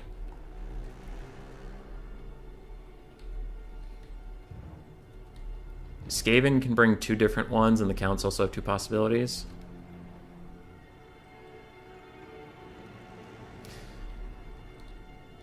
Cyrus, I'm for some reason having a hard time thinking of this second Skaven Mortis Engine. The Plague Furnace is a Mortis Engine, but the Grey Seer Bell isn't. Oh, the Warlock Engineer. Yeah, the Warlock Engineer's item. Yeah. I remembered it now. I forget that item because it's so shit. Triple Bolt Thrower is going to be good. I mean, it'll outrange the Skaven. So I guess the Skaven will have to move up if they want to counter the bolt throwers. They don't have Dreaded 13th. I don't know. I don't know what to think. This is complicated. Yeah, there's a lot going on. Hank Cyrus coming in after the delay, saying the Warlock Engineer. Banshees running around, trying to dodge some stuff. White King and Kemmler running up. Not really sure what they're going to do that aggressively. They don't have, you know, the Dreaded 13th or anything to stop these bolt throwers. And the Jezzails are now teeing off. If Evenstar's on top of his dodging, which it looks like he is, he should dodge a lot of these shots. And the Skaven, do they have their net? No. No. Snitch has his net, but Snitch's his net can only affect things on the ground. Can't affect air units. Bolt throwers are now teeing off into Jezzails, and they do good damage over time. They're not going to burst anything out, but they will slowly pick off things. Sister Survivorlorn having a good time hitting the White King on his horse, but now he's going to start dodging. Nice little moves here from Berserk. Good job, good job. And the Poison Wind Mortars are now in range. Sucks to be these Ungors. And a little bit more drain over time. Torox is now facing the Wrath of Jezzails, but Torox is very hard to hit with Jezzails, honestly. You, in my opinion, should 100% be shooting the Eagle Call Bolt Throwers, especially because you're in range. Actually, that's incredible. Skaven got in range with taking this little punishment. 100% shoot those Bolt Throwers, take them down. They'll do excellently at that. You can see that Jezzails lose to Bolt Throwers only because of their range, but once you're in range, it's damage time. So that's going pretty well for them. Poison Mortars are raining in, and I am getting scared for the Beastmen and Skaven. I mean, Beastmen and High Elves here. They're kind of letting this happen a little bit too much. Now they are trying to get involved. Larry is jumping down to fight Kemmler. I think that's a bait. Jezzail should not switch their focus onto Larry. They won't get enough damage to make it worth it, and she'll just heal. Krell is out here. He's going to help route off a Bolt Thrower crew. And the Jezzail should switch on to another one. Yeah, there's a lot of them. Ooh, this is beautiful friendly fire. Oh, I mean, you know, incidental fire. Look at that. Poison Wind Globes hitting 2 different archer units. Jezzail's also shooting them. I think the Jezzails should be trying to shoot the Equal Call Bolt Throwers, but it might be a little bit of a misclick because there are so many models on top of each other right now. Skaven Vampire counts, man. They're doing good. They're doing real good. Kemmler is fighting Torox. That's going to be pretty bad for him. Banshee can be nearby and kind of help out, but she really doesn't do that much damage, unfortunately. Kemmler needs to get the hell out of here. And it looks like one Jezzail has turned its fire onto Torox to try and punish him a little bit for this. If Deathmaster Snitch was nearby, he could nuke down this whole thing because the Deathmaster Sigil actually does area of effect damage, and it would kill a whole bunch of enemy units.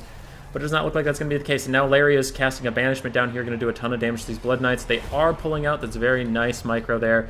And the Poison Wind Globes are going to do some decent friendly fire, so the Skaven are going to be careful not to kill their Vampire Count allies. And the Jezzails 100% need to get back on the Bolt Throwers. You can see they're starting to suffer a lot of damage because they're letting the Bolt Throwers trade into them. 2 of the Jezzails are close to routing. 1 is perfectly fine. They did get a lot of damage onto Torox, so I guess it can't be that much of a bitter Bridget. But Larry has tons of healing for that boy, so it doesn't matter. Doesn't matter. 100% need to kill the Bolt Throwers.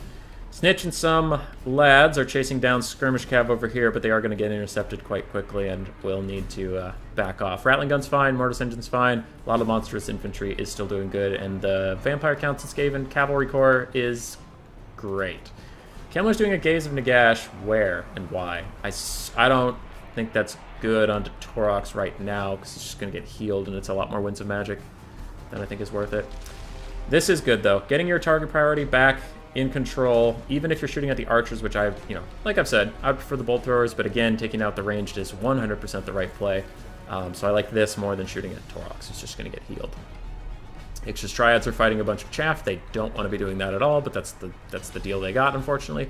And Minotaurs with great weapons are actually going to do really well into Deathmaster Snitch, which is why Ix's Triads and the Dire Pack is coming to help him out. And it looks like these Poison Wind Mortars are still teeing off over there. They're running a little low on ammunition at this point, but they have wreaked a terrible cost. Now Torox is getting the Star of Avalorn we mentioned before, and he has Brass Body up. He's whooping the absolute shit out of this White King, and that White King is dead. Banshee's here to fight him for a little bit. I've tried this tactic before. Unfortunately, the Banshee does not do as well as you think she would do. Blood Knights are currently getting Invocation to Hecht along with these Crypt Horrors, but I mean Star of Avalorn's a little bit more powerful. Rattling Guns are shooting into these White Lions for free, and these Summon Clan Rats should 100% run up to that Eagle Claw crew and kill it. Kill it dead. Maybe also run at these Sisters. I don't know, because you don't want them shooting your Mortis Engine, which is happening right now.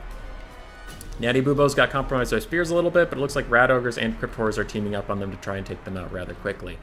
A little bit of a mobility play here from the Beastmen has been thwarted by the Count's mobility. Now Snitch is surrounded along with this assassin. Incho's triads are being pushed off, and this assassin, if he hasn't popped his rival high talisman, will want to do so as soon as Minotaurs get in the fray. Another critical banishment is going to rip right through the lines, but it does take a little bit of an unfortunate turn. No, it's doing okay. It's doing perfectly fine. A nice little dodge there. Some Rat Ogres, some Crypt Horrors get out of the cluster. And Natty Booba sharpshooters are mostly shut down. Banshee is losing to Torox, as we predicted earlier, and the archers are moving up from Evenstar and Swarf, who are making their case back into this game. Now, the Minotaurs have gotten on top of Deathmaster Snitch. They are doing okay, but without any support nearby, maybe the Deathmaster can rout them off, especially with some Blood Knights coming to help out. That's going to be very big.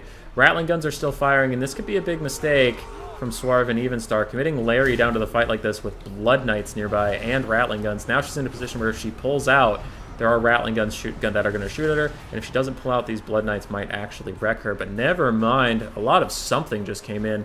A lot of fire from the Sisters of Avalor and other archers are cleaning up those Blood Knights, taking them to Pound Town. And the Rattling guns were routed off by pretty much just a Gorbel. Some Centaurs also got in there. Deathmaster Snitch and the Assassin need to pull back. Vampire counts cannot heal them up. Invocation Heck only works on undead. Now the Bolt Throwers aren't a problem because they're out of ammo. Oh, except for that one that got back online.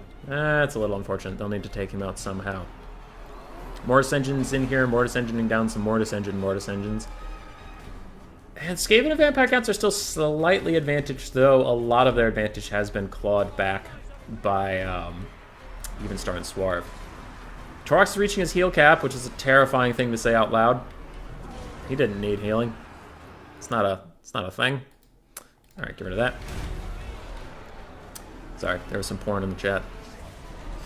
Gorbel is now going to fight Deathmaster Snitch and the Assassin. Assassin's Trophy is popped onto him, bringing his melee defense to 0 and his melee attack to 15. His anti-large will not help him at all. Deathmaster Sigil goes down, just trying to lock him in place, and these spears should also be pulled over to fight him. Mortis Engine's draining down a bunch of things. Chaos Spawn and Minotaurs are getting beat up in the back. Another Star of Avalorn. The second one goes down from Larry.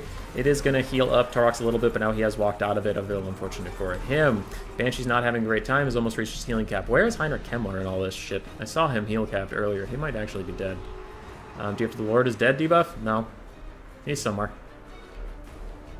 He's alive out there. Clan Rats chasing out Sister of Avalorn is very good use of this. Those are Skaven slaves. Those are real. Okay. Alright, they're not dissipating anytime soon. There he is. There's Kemmler. Snitch and the Assassin getting 2 brutal hits onto the Gorbel. Skaven and Vampire counts are again taking this lead. Why Sisters of Avalorn seem like they're primed to be ruined? I disagree with it, so it's hard for me to be an honest judge of why it was there, but maybe for ethereal units? I mean, Sisters do magic damage, so... They do magic fire damage, so maybe they were there here to take out any Skaven regenerating large things, or to take out any ethereals, which... There's just a Banshee, and even then it's not taking that much damage from the Sisters of Avalorn. It's taking more damage from Torox. A big pile in here onto Torox. That could be too much commitment. You see just all of this fire is raining in on this big old blob, and now it can't possibly miss. That might be just too many things. And the Deathmaster, if he uses a sigil here, that is 100% a mistake. Because it's going to do so much friendly fire damage to everything crowding around here. Now, it is good to goon out Torox. It shouldn't be that negative, but, like, that was a lot of random resources committed all at the same time. Snitch is getting some good damage on him. He's almost finished him off. Larry's coming over, but she has no more Stars of Avalorn. She's used 2 banishments. She's now thrown an Earthblood down, so that lady's got to be running out of mana pretty soon. Sisters of Avalorn and Archers are rallying across the board, but they're running out of ammunition, which is a big, big problem. Traitorkin is cast by the Beastman on this blob. I'm trying to take out some stuff, and it will do decent damage to the monstrous infantry. Torox is just nearly heal capped. He doesn't have that much left in him. Gorbel's running around. What do we have back here? Zombies, random skeletons, other shit. Deathmaster and the Assassin are still alive, and I think this might be the first game that Swarv and Evenstar are going to lose. Maybe. The VM lads might have it.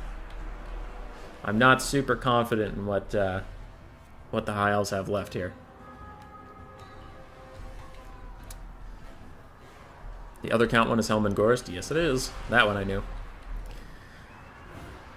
So with this Mortis engine here, and them running out of ammo, and they're running out of single entities, because Gorbel and Doombul are very... Gorbel and Torox are very messed up. Kemmler's even going to throw out a Gaze of Nagash. At this point, I support it. Taking Torok's down below leadership, so he should run away. No, he's going to rally. No, he's going to run away. No, he's going to rally because Torok's is bullshit. And we get another heal out. Anyway, the things that kill Mortis engines. Single entities and archers. Your archers are all about out of ammo. Your single entities are beat up as shit. So that Mortis engine is nearly unkillable now and can kind of finish the game for you in a large sense. Snitch and the Assassin should just run around and be invisible elsewhere. Assassin can throw an Assassin's Trophy every so often. Snitch can throw in a net every so often. They really shouldn't be in a position where Torox can catch them because they're both going to break in one more hit, pretty much. Plague Priest is around if there are any summons left in the tank. Or Pestilent Breaths. I don't know how much mana the Skaven have used, but that is just a Plague Priest, so he only gets the base winds of magic, and he doesn't have any good regen for it.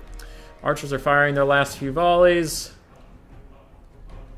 We do have Illyrian Reaver archers, but they're low on models, so they don't really have that much ammo left in them. Sisters are firing the last of their shit. I'm kind of surprised more stuff isn't aiming for the Mortis engine. It looks like now they are. You pronounced Helman Gorst wrong? No, I didn't. It's Helmin Gorst. Gorst of the Helmans.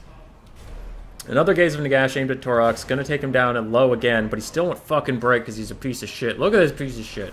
Look at him being a piece of shit over here. Deathmaster Snitch and the Assassin both piling onto the Brave Shaman of Wilds, trying to take him out. It is a good little gooning attempt, but you can see now what I said. No, they shouldn't be in there. They shouldn't even be available for Torox to attack. Torox is going to hit Snitch. He's probably going to hit him again if he keeps clicking on him just because Torox is silly. And if Skaven lose their leadership, that could be a big problem. Torox is going to rout for another time. And if he takes one more solid hit from Snitch on his way out, he will die, but that isn't going to happen. Snitch and the Assassin are in this pile, along with the Gorbals. The Gorbals probably going to rout. This is a good situation for the Skaven and Vampire counts. I was just worried Torox was going to go Torox things. Do you seriously? He had 1 HP for a little bit there. All right, Torox, you're over it. We're over you. Beastmen are in mass rout. What do the High Elves have left? Nothing. They ain't got nothing left. They have some Illyrian Reavers. That's it. Even Star is getting a good surround, while the last of Suarez's units are falling. Gorbel's very low. Torox is dead. Wild's Caster, how are you doing in here? Surprisingly healthy. So what's actually in this blob? Crypt Horrors, Rat Ogres, Clanrat Spears, a Mortis Engine, Helman Gorst. There's no undead infantry, which is a problem for the undead, because their stuff's unbreakable, and the Mortis Engine / Kemmler would be healing it up this whole time. They're not healing up the Skaven. You can see now the Skaven are in mass exodus. But we do get a zombie summons. There are some chaff now that won't go anywhere until they wear out. Where are the 2 Beastmen heroes? Gorbel's dead, it looks like. Brave Shaman of Wilds is dead. So they're not coming back. I think Beastmen might have honestly just run out of troops. I don't see any more of their stuff around here that isn't shattered. So it's down to the High Elves.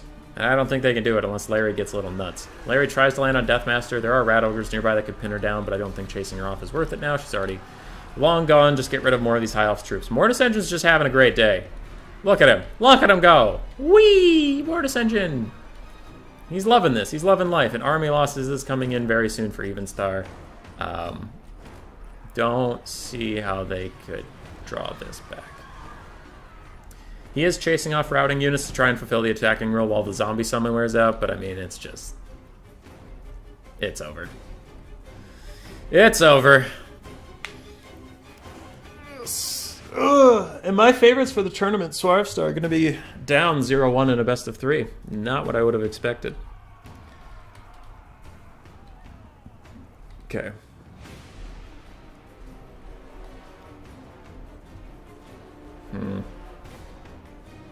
All these are shattered except for an Eagle Claw Bolt Thrower crew with no ammo. Archers with no ammo are coming back. Leon Reavers with barely any ammo are chasing off some stuff. I mean, come on. Come on, buddy. This ain't happening. This ain't happening. Larry can't kill all of else. I mean, hell, even the Crypt Horrors. The Crypt Horrors and the Mortis Engine could solo everything that's left. To add insult to injury, the Clan Rats of Spears come back anyway.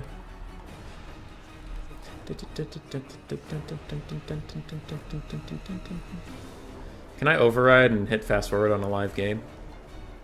It's time to find out.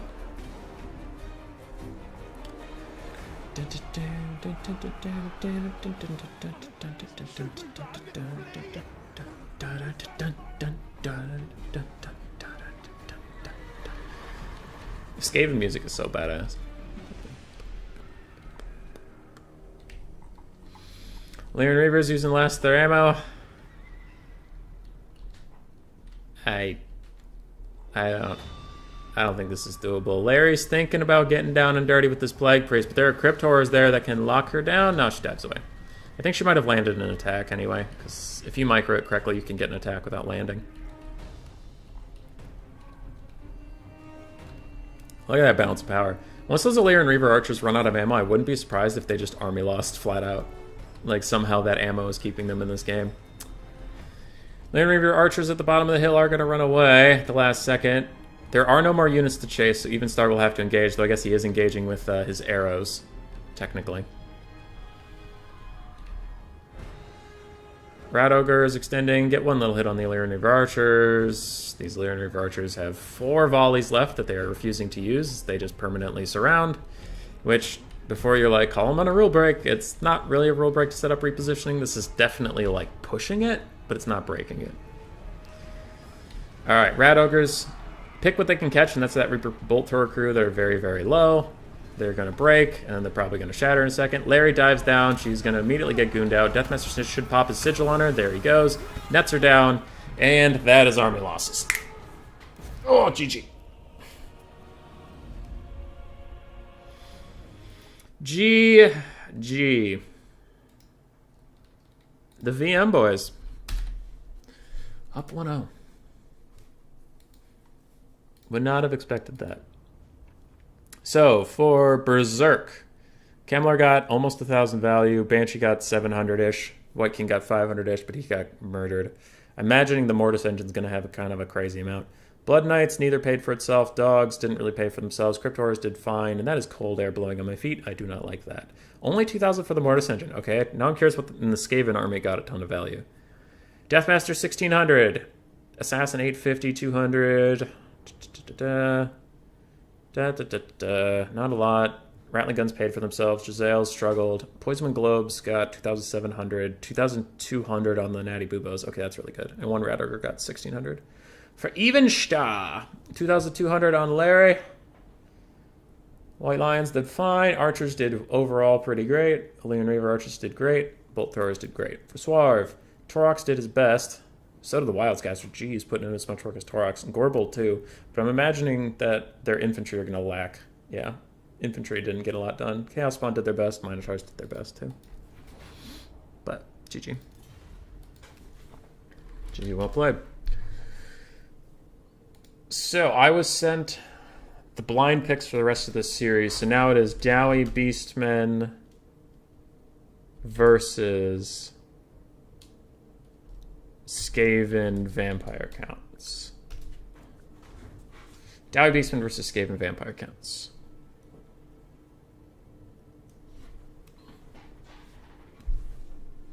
And these teams, these teams are the ones who sent in the blind picks, so they should know who they are. But Skaven VC is going to switch sides. So Evenstar and Swarv will play Skaven VC now. And Berserk and Drama in the Box will play Dwarves Beastmen. And the map is Troll Country. That is a small map to take Skaven on. Healing doesn't get accounted for the Mortis Engine. It definitely did more than 2k. It did do a lot. Alright, BRB. I have to go to the bathroom. Also get something to drink. Heap.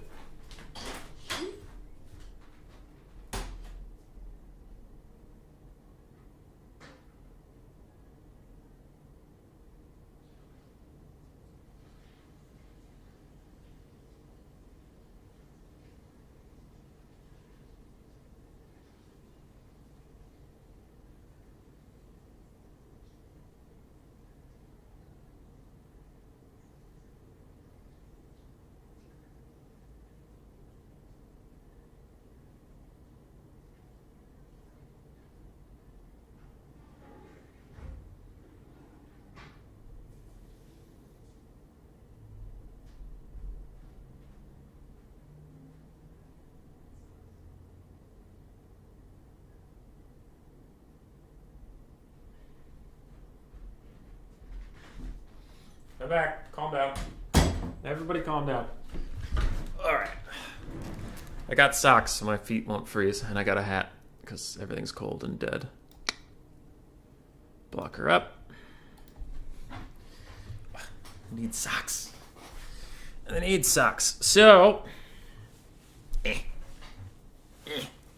It was asked that in the next long build phase,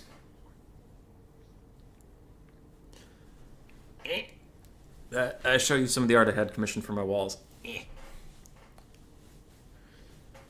So there's Skaven art around the house. There's also some Dark Souls art around the house. What do we got? What do we got? Media files.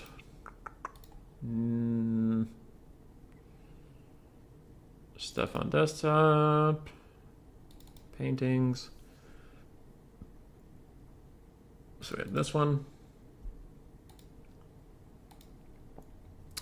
Oh, there's a lot. There's a lot to talk about with some of these.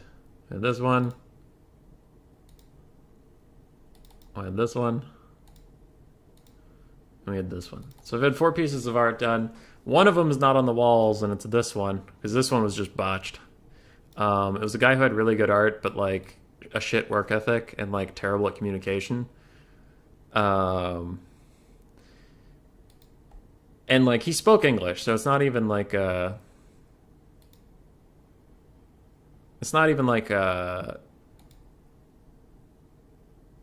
barrier of communication, because then I wouldn't blame him for that. But like, anyway, shut up, Cyrus. It's not furry stuff. I just enjoy Skaven. I enjoy Skaven and Dark Souls. Anyway. There's so much going on with this. I sent him pictures of Queek. That's Queek in the front with the weird, like, spikes coming out of his back. I don't know where the fuck his trophy rack is, and I don't know why he's made out of, like, metal. I don't know what's happening there. It's really strange. Like, all of it's really strange. I did reduce how much I paid him for this after the fact, and we talked about it because it was just a total shit show. Deathmaster Snitch looks fine on top of the Doom Wheel. The Doom Wheel looks badass as fuck. I don't know what's going on with Ikat Claw. Why is his mouth bloody? Why does his hand look like it's cut off? Like, look at that lower hand of his. It honestly looks like he has a stump. I don't know what's happening. And that guy on the far left is supposed to be Ska, Queek's bodyguard. I don't know why, like, it looks like his hand is cut off and he's holding it going like, oh my god, my hand. I don't know what the fuck. I don't know. I don't know why everyone's a mutant. This one, I just don't know. I don't know. It was a disaster. It was just a disaster. All right. This one next. This one's on the wall next to me. I could point the camera at it, I guess. It's up there. It's above my board games. It's just combining my 2 favorite characters. I love Artorias from Dark Souls. And get this out of the way. I love Artorias from Dark Souls, so it's him and Sif. And he's fighting Queek, Ska again, and then Deathmaster Snitch, because Snitch is frequently sent on missions with Queek, and Queek hates him. So I thought that was funny. But, yeah. So that one's fun. I like it. It's nice. This one was the Carrick 8 Peak lads. So it's like Skarsnik, and then his... Oh, shit, what's his shaman's name? I knew it when I read the Carrick 8 Peaks Omnibus. Duffskull. So it's Skarsnik and Duffskull, it's Belagar and his cousin Duragar, and then it's Queek and Ska again. Because I love Queek and Ska, they're the best. And they all have different drinks. So the rats have Moscow mules, the goblins have martinis, and the dwarves have beer. So that was kind of fun. And it's like supposed to be, the thing of dogs playing poker? It was like a take on that, but it was, Skaven and shit. And you can see Skarsnik has some cards coming out of his sleeve, so he was ready to cheat. So I love that one. That one's in my living room. And then the last one's my profile picture for Discord, but it's also hanging up in one of the hallways. It's just Queek and Ska being badass. Being great. Boom. That's all the art I've commissioned for random shit.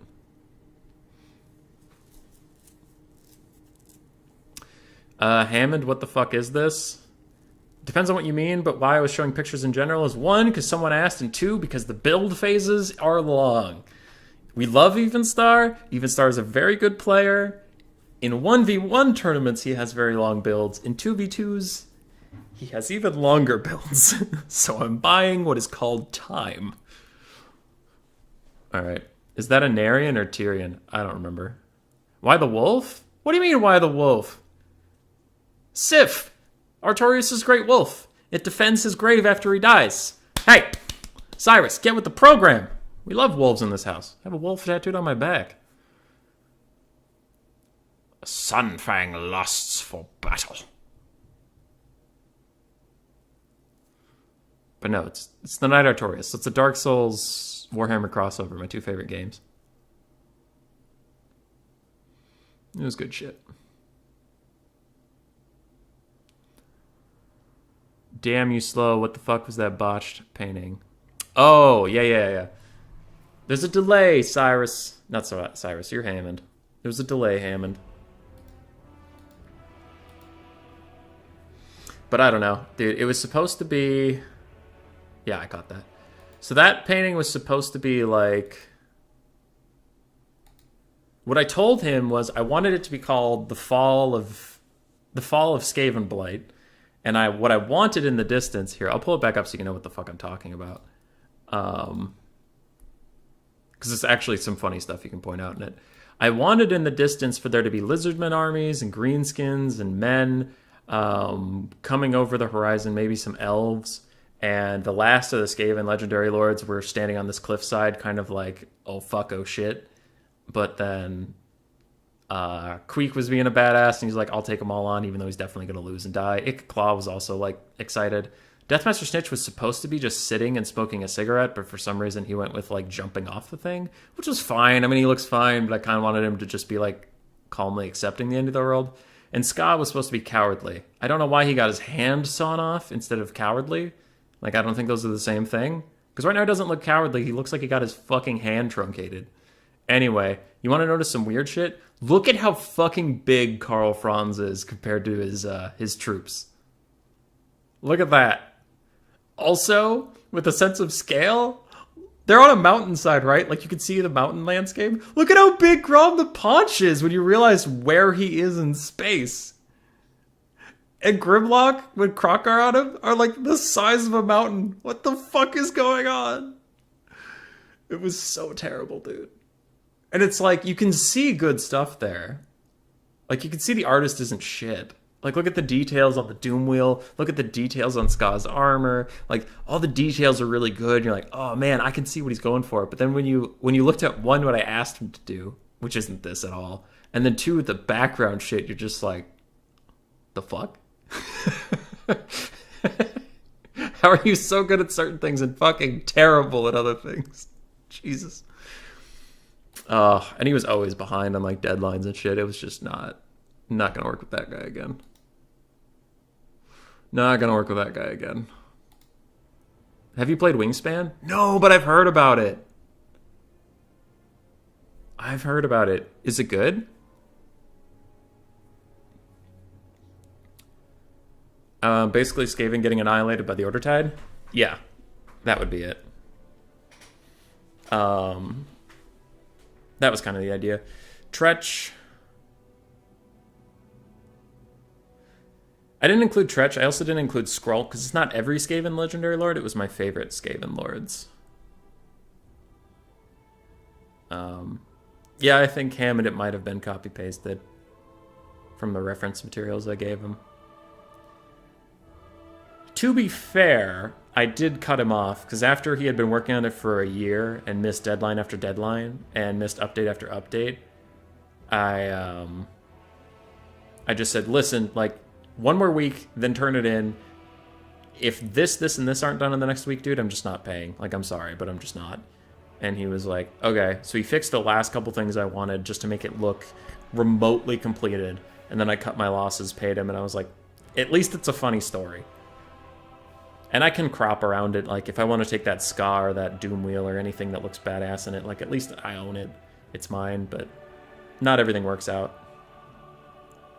It's good. What, like, I know typing into a YouTube chat is a pain in the ass, but what's Wingspan roughly about again?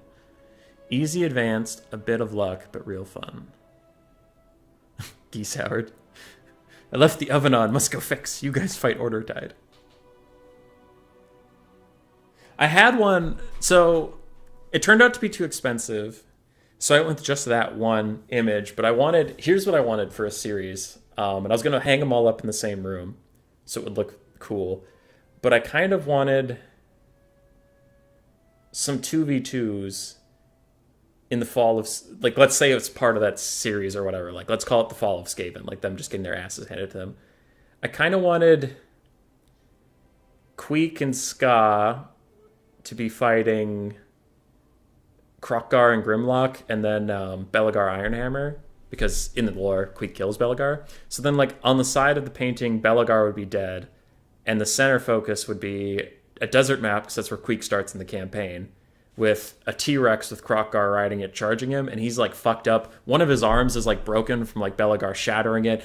He's holding, like, one out of his two weapons, and Ska looks pretty bloody, too, and it's, like, pretty clear Grimlock and Kroq-Gar are going to whoop their ass, but they're fighting. And then Deathmaster Snitch versus a Tomb King. Oh, what was the other faction? Tomb Kings and Bretonnians, because Deathmaster Snitch starts right next to Rapunzel and Ark in the Black. So it was going to be Snitch and another basic assassin fighting back to back, surrounded on all sides by like skeleton spearmen, and you can see Ushapti like looming above them in the background. And then Arkan's commanding them, and at their feet are like a couple dead Bretonnians, like a paladin and Rapunzel, and maybe Enri Le Massif.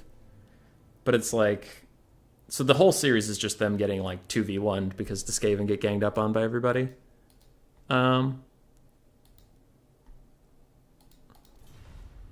Yeah, okay. Queden's telling me to tell them to hurry up. We about ready? 2 more men. But yeah, it was just like, it was a fun series I thought of that would be cool to get done, but it was just going to be too expensive. The more I talk to artists, it's like, per character, we want about $150. So each painting is going to be about $600.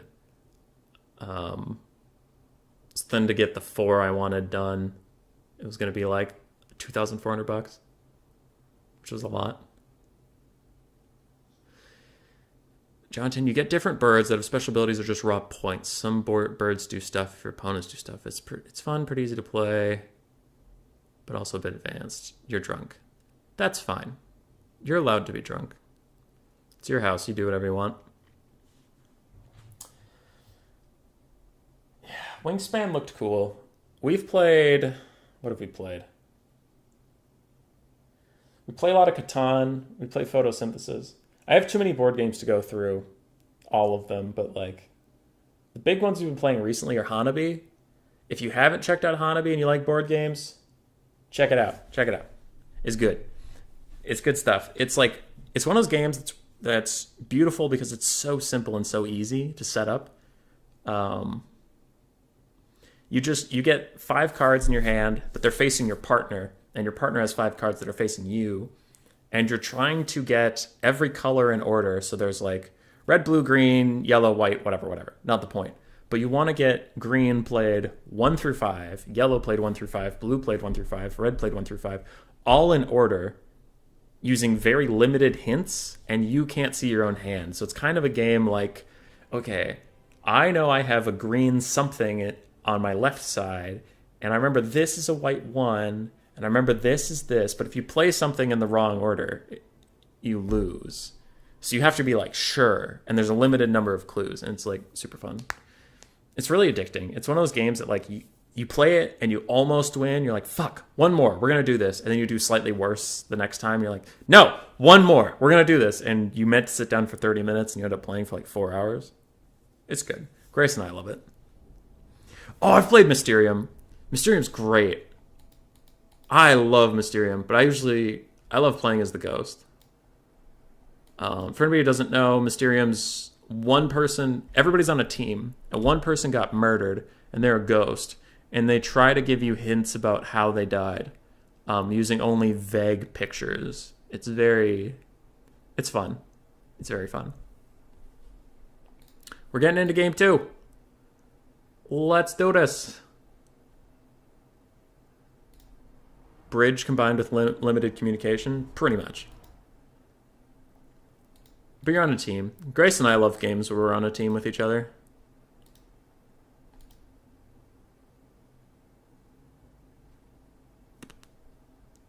Because we're not the most competitive people when it comes to ourselves. I'm competitive with my friend. You would all know him as Mr. Overlord, but With Grace, not as much. I like to be on teams. She got me Sushi Go for Christmas. Been playing a little bit of that. It's interesting. It's not the most, like, mechanical. It's crazy how you get angry that people don't get what the fuck you're on about. Dude, you have no idea. Alright, if Grace has a red 5 that we have established as a red 5, and then the red 4 is out, and I'm staring at her, and she's like, you have a yellow something. I'm like, not what we're caring about. Play the fucking red 5, and she doesn't remember where it is. You get so tilted, dude. You get so tilted. The stream is on Steam. Play it regularly with friends. Can recommend it. Good. It's a good game. It's a great game. Okay. So Suarez and Evenstar are now on the Skaven. We have Deathmaster Snitch and Assassin, and then we have a Plague Priest on a Furnace. Is there another Mortis engine? Nope. That's cool. Good, good, good. We have Clan Rats with Spears mixed in with Clan Rats across the front line so far. 2 Doom Flayers, which recently I've been using them more. They're very fun. I've had a hard time getting them to be good, but they are very fun. They're like okay. They're okay or bad, but I've never gotten them to be actually like good. We have 2 Vargulfs, we have some Crypt Horrors, we have some Black Knights, Lances, and Barding, we have 3 Graveguard with great weapons, we do have Vlad von Karstein on foot, some Fellbats, some Poisonwind Globes, some Wolf Rats with Poison. Plague Monks are good at disintegrating Slayers. We do have a zombie front line, some more Plague Monks on the far side, and I'm really not seeing any other Vampire Counts heroes, so it looks like it is just Vlad. Interesting. My dad wasn't allowed to play cards with Mom because of that. Yeah, it can be frustrating. Alright, for the Beastmen and Dwarves of the VM lads, we have 4 Centaurs. We have 1 Centaur with throwing axes, and that's it. We have the Butchers of Kelkengard in the far back. It looks like we have some Quarrelers mixed in with Iron Drakes with Trollhammer Torpedoes, Slayers. We have 2 Master Engineers, including Thoric Ironbrow. Another Minotaurs with great weapons, also facing the Vanguard. Chaos Spawn, Torox the Brass Bull, more Chaos Spawn. We have a Bray Shaman of Wilds hiding behind a rock so he doesn't get sniped out. He has Traitorkin and Vile Tide. Bunch of Miners with Blasted Charges, and a bunch of Dwarf Warriors. I think I mentioned the Ungor Raiders, but in case I didn't, there are Ungor Raiders. It is a very, very balanced build from the Beastmen and Dwarves. Very balanced. Not too invested in anything. They have a lot of every side. For the Skaven and Chaos, it's a pretty hard rush. As far as Skaven go, this is an incredibly hard rush, with 3 short to medium range Poisonwind Globes as their only ranged assets. They're running at you, and Skaven Rush is not world-renowned for being great, so I am nervous. I am nervous, but we will see. Skaven are usually very good into Dwarves. And there's a reason for that, so they're quite advantaged. Yes, sorry, just checking on some stuff real quick. But anyway, Skaven are going to love poisoning down all these units. Almost everything is expensive enough that you want to kill it. Interestingly, the Beastmen brought no chaff, which I'm fine with. Beastmen chaff's kind of shit for how expensive it is. Because, like, Ungor Spearman Herds with shields are only 50 gold less than Dwarf Warriors. Dwarf Warriors are infinitely better. So it looks like the Beastmen just took everything they're good at. Mobility, monsters, archers, Torox. And the Dwarves are bringing the entire infantry game, which they're great at. I like it. I think the VM boys, I'm gonna bet on them this game. I like their build. A Skaven Rush instead of Mortars is strange as fuck. Yeah, I would agree. I would agree. Man, if these troll hammers can get some good shots off, it's gonna be boom. You know your Skaven just box? I don't always box, and you just choose to ignore when I don't. There have even been streams where I called you out specifically, Cyrus, where I'm like, I'm not boxing, but Cyrus is probably going to ignore this and just say I always box. Alrighty.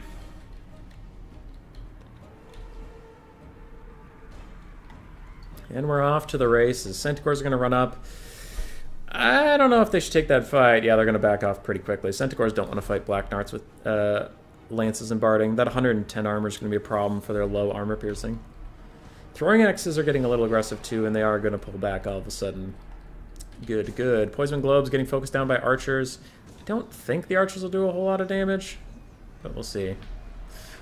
Yeah. It's okay. I would much prefer them to be shooting crypt horrors or crypt ghouls, if you can. Bats are going to chase down centaurs. Centaurs will be fine with this, but it's mostly trying to drag them down so that the black knights can get involved, and that's what the beastmen want to avoid. It's looking a little dicey for the beastmen and dwarves right now. It appears there's just slightly too much going on for them. Too many angles of things happening. Because up here, these centaurs getting caught by black knights and all these crypt horrors and stuff. This is an abysmal trade for the beastmen on the far side. The center is going okay for the beastmen and dwarves so far, and the other flank is also going poorly. Now, the Butchers of Kelvengard jumping in here is going to be very, very good. This might just turn around. Is that a Traderkin? An overcasted Traderkin. Did it hit the wheels? Hit the Doomflayers. Maybe that'll do okay. Overall, it was a nice clump, but nothing in there is really that scared of Traderkin.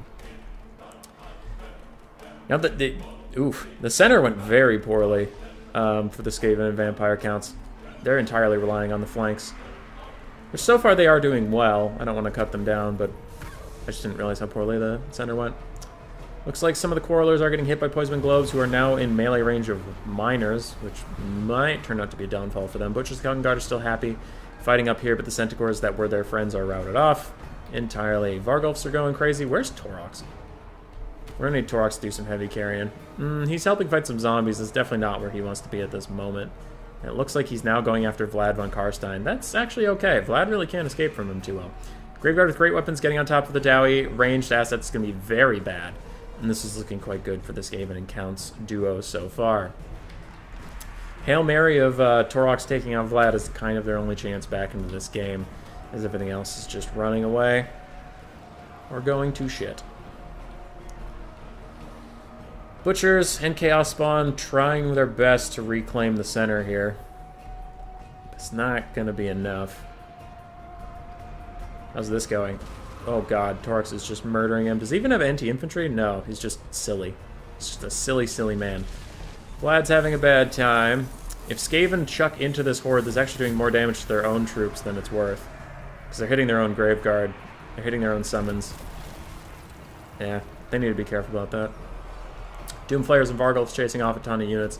Balance power dipping against the dwarves. Skaven's still deciding that everybody in here needs to die, even their own troops. And Vlad is going to cast Gaze in the Gash, does almost no damage against Torox as Torox dives onto him, does a bunch more damage, and his healing cap is within sight. But I think it just might be too much.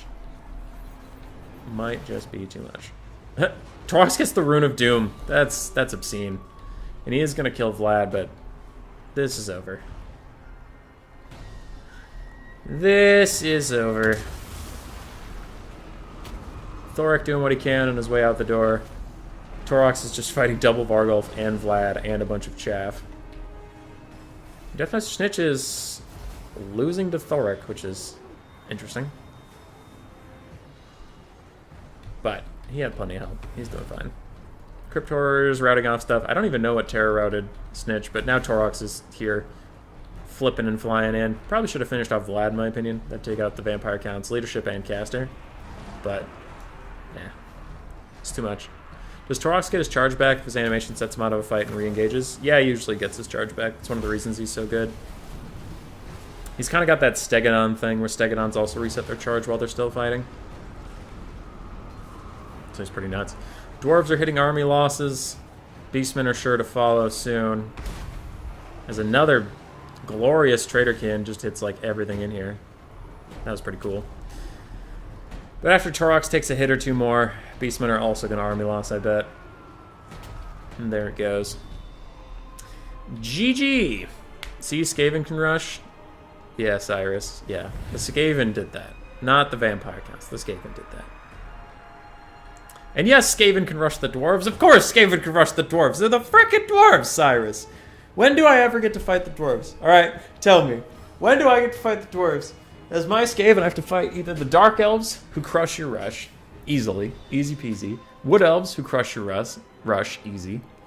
Chaos, who destroy your rush. Beastmen, who destroy your rush.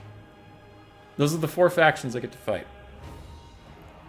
High Elves, their cav could destroy a rush all right. They usually take a bunch of Phoenixes that, mass infantry are just going to get cycle charged into infinity, and Shadow Warriors are going to kite. So no, Cyrus. No. It's matchup dependent. And if Skaven can rush, you're already in more trouble than it's worth. For Even Star, Snitch got 2,500 value. His Caster got 2,300 from some good Pestilent Breaths. Plague Monks got about 500 value. Globes did well. Dogs did okay. Doomflayers got not a lot of value, but they chased a lot of stuff off. For Swarv, Vlad got hunted down by Torox. Cav did okay. Great Weapons did fine.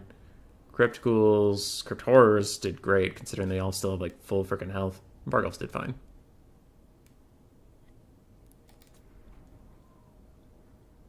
$3,100 from Torox. Other than that, probably not a lot. Centaurs just didn't have anything to do. They had a hard time finding any targets. Minotaurs also struggled. For drama in the box, Thoric got 2,200 value in such a short game. It's a little alarming. Other than that, Dwarf Warriors died, Slayers died, Quarrelers didn't get to fire too much, and they fired at Poison Globes. Trollhammers didn't get to fire that much. Hounds did more than okay? What do you mean? 730 and 300. Together, they got a value of about 1,000. And together, they cost 1,100. Skaven Dogs cost 550. So that's why I said okay. I generally say bad if it's like half their value or under. I say okay if it's like half their value to their value. And I say good if they get above. But on average, I mean, 300, 730, that's 1,030. And they cost. So they did okay.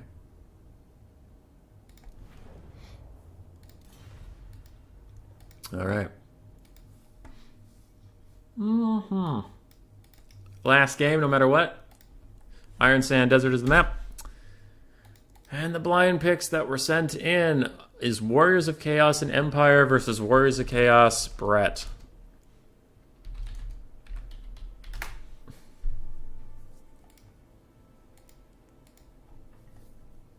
So double chaos in the final game.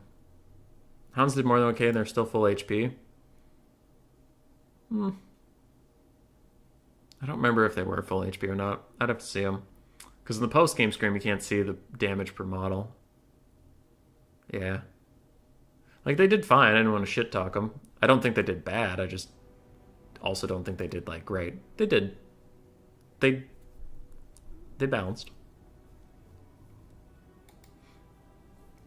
All right, I have a blocker up. Yes, I do. Yes, I do.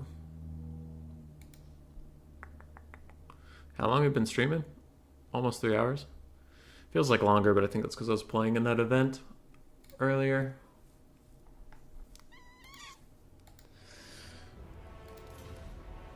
It's a Swarv on Chaos with Even Stars Brett, and then Drama in the Box on Empire with Berserk's Chaos. I mean, matchup-wise, I would favor Empire Chaos over Chaos Brett, because Bretonnia has an even or disfavored matchup into Empire, depending on your opinion, and they have a definitely disfavored matchup into Warriors of Chaos, while the Empire has an even or disfavored matchup into Chaos, and an even or favored matchup into Bretonnia. So it's like, depending on how your opinion sways, this is either an even matchup or slightly Empire Chaos favored. Because obviously the Chaos is bounced. Like, I don't need to go through them, because it's like, okay, yeah. Chaos matches Chaos. Curious what they're gonna do. Empire brings good direct fire, but this map is bad for that. Iron Sand Desert's not a good map to be able to see what you're shooting. All the little drifts kind of block off things.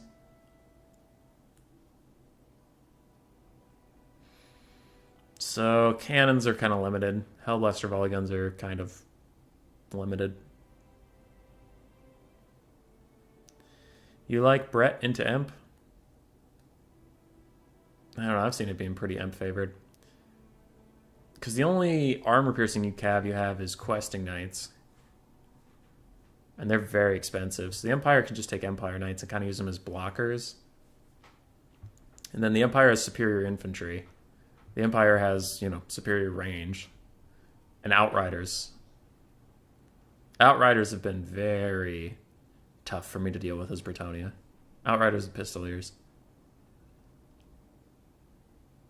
Maybe I play a bunch. I play against a bunch of Kite players because I used to play with Houseplant and Smalls a lot, and they both like Kite and they both like Empire. But whenever I played Bretonnia to them, the end game was always just Knights chasing Outriders and Pistoliers. As we got gunned down. And then we had to deal with a whole bunch of Halberdiers. A whole bunch.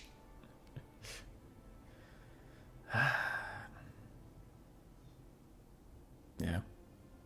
I mean, actually, that is another big problem for Bretonnia and Empire is 550 armor-piercing anti-large infantry in Halberdiers. And the Fey Enchantress can Mortis Engine them down if she's allowed to, but usually the Empire player will take something to deal with that. Maybe Franz, maybe Boris. Volkmar is not super good into Bretonnia alone. He's okay, but he's not enough of a threat, so the Fey Enchantress can do whatever she wants all game, and then Double Paladin can sometimes have an issue killing Volkmar, but they do better against Volkmar than they do against, Franz. So I infinitely prefer Franz or Boris into Brett. Sorry, I just have to type something.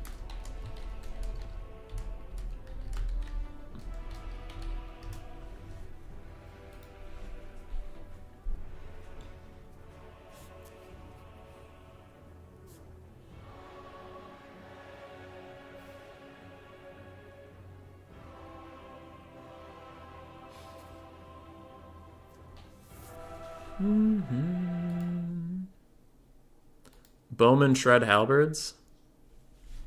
If they're still alive after getting shot by whatever the Empire has. Or Pistoliers, just run them down. Questing Knights can spank any Empire cav. I guess Pox arrows can help versus Kite. Questing Knights don't do as well into Empire Knights as you would think.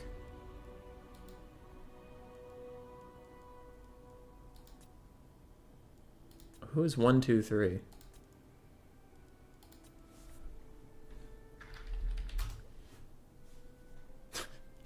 Swarv is 1, 2, 3 in my thing.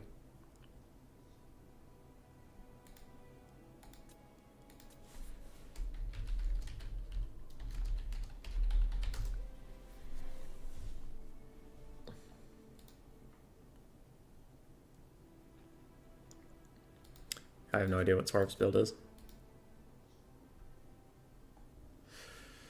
Your infantry matches, but is cheaper, and Bowman are just great. Volkmar's anti-infantry blob. Good thing Brett infantry isn't worth jack. Yeah. Nah, dude, peasants will lose to spearmen.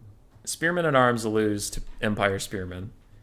Battle pilgrims will slightly beat spearmen, but for almost twice the cost. So Empire spearmen will just hold. Flagellants will hold forever. Flagellants will even kick your ass.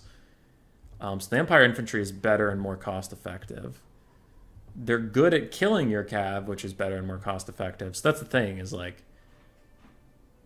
things they're good at counter the things Bretonnia is good at, in my opinion. I have seen some good builds with a couple trebuchets, but again, trebuchets do well against cannons, but they do poorly against Pistolier and Outriders. It depends on RNG. If you get some sweet boulder hits, then of course you're going to be fine, but it's hard to say. It's definitely not a terrible matchup. I'd say it's even or slightly Empire favored. And that's just my opinion on it. But I don't know. I played Platypus back when she played a lot. She played Empire and always beat my Bretonnia.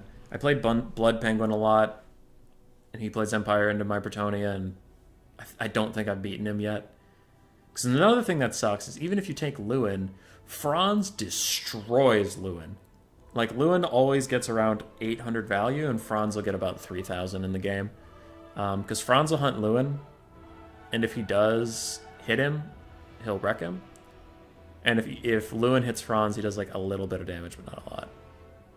Also, Blood Penguin once in a while memes around on me with a steam tank, and I'd get Lewin on top of the steam tank. I'm like, all right, I'm armor piercing, I got this. And then he just would do nothing. I couldn't tell if he wasn't hitting or if his weapon strength just wasn't very high, but it didn't feel good. So you kind of have to go Fae, but then Franz can kind of roll your day. It's hard to tell, you know? It's hard to tell if Blood Penguin's just a better Empire player than I am a Bretonnian player, and then the matchup feels bad because I'm just getting outskilled, or if it's actually a bad matchup. And that shit'll definitely tilt your opinions. Like, what was the matchup I couldn't handle? When Greenskins were meta and Skaven were better, like, Skaven were better than they are now, and I could not figure out the Greenskin Skaven matchup. I just couldn't. People would tell me builds that worked for them. I would play it. They wouldn't work for me. It just felt shitty. Stone Trolls were unkillable, unbreakable monsters. Fucking couldn't do it. I couldn't figure it out at all. And then Skaven got some nerfs. Greenskins got a couple nerfs, but I think Skaven were hit harder than Greenskins over time. And now the Greenskin Skaven matchup feels relatively easy. Relatively? Okay, not easy, but like, I definitely take it. If someone picks Greenskins, I'm going to take Skaven into them. It doesn't feel that bad. So I think I was just playing like too many Skaven Greenskin games with Vicious Satsuma on Greenskins, or Void Lulls on Greenskins, or Ice Power when he was a Grom the Paunch main. Like, and I think that those people were just good enough at the game that they would slap me around. And it kind of gave me a mental block that just like, this matchup's unwinnable. Can't win it because they're too fucking good.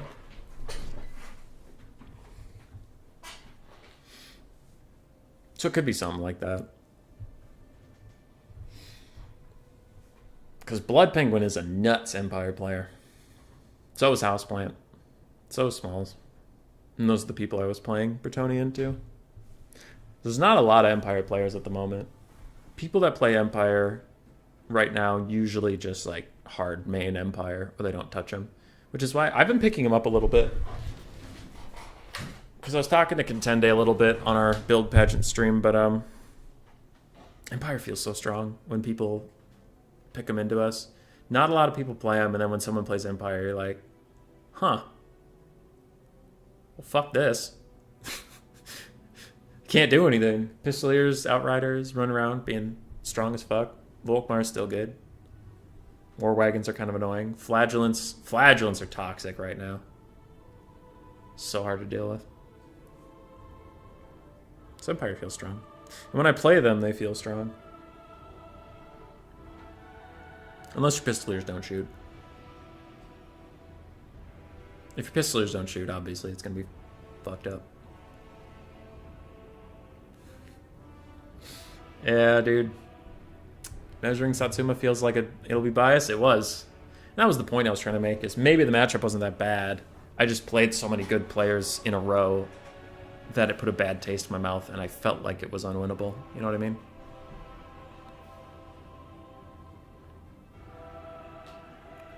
I don't know. There were so many games, though.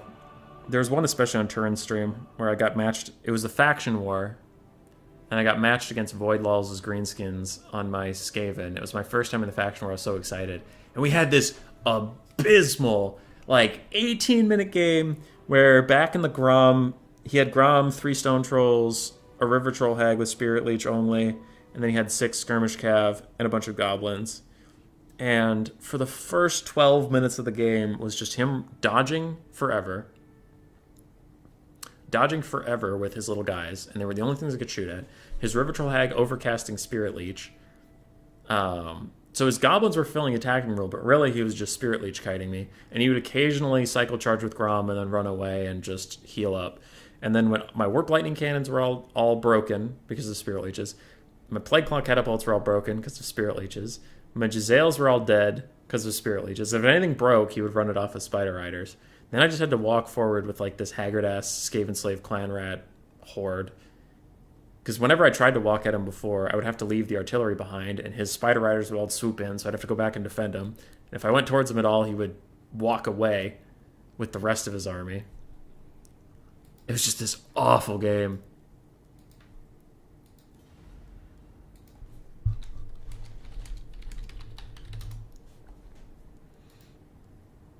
Yeah. So that was the epitome of why I felt like Skaven couldn't beat Greenskins. Is just getting Spirit Leech kited was so shitty.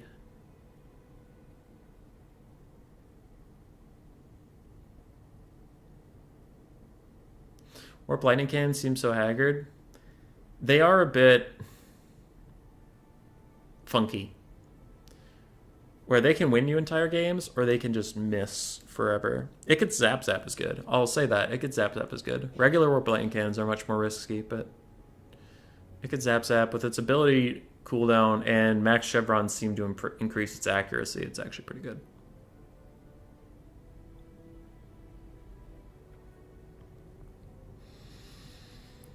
Recently, I've been trying to make Plague Claw catapults work again. They're only good against Empire or Bretonnian artillery because human artillery has shit leadership and they're close together. Elven artillery has fine leadership and they're spread out, so the Plague Claw kind of misses. But I've been trying to make the Plague Claw work, and it just doesn't do nearly as much damage as Poison Wind for roughly the same range if you get like Poison Wind mortars. And if you're firing it into cavalry, it does okay, but a Warp Lightning Cannon does better. So then it's like, why take this? I don't know. I'm trying to make it work. They're just more snipeable. They're more snipeable than weapons teams. If you throw a fireball at a Plague Claw catapult, you're going to take out 1/3 of its damage potential. Or if you throw a fireball at a Giselle team, you take out 1/24 of their damage potential. So it's just way different.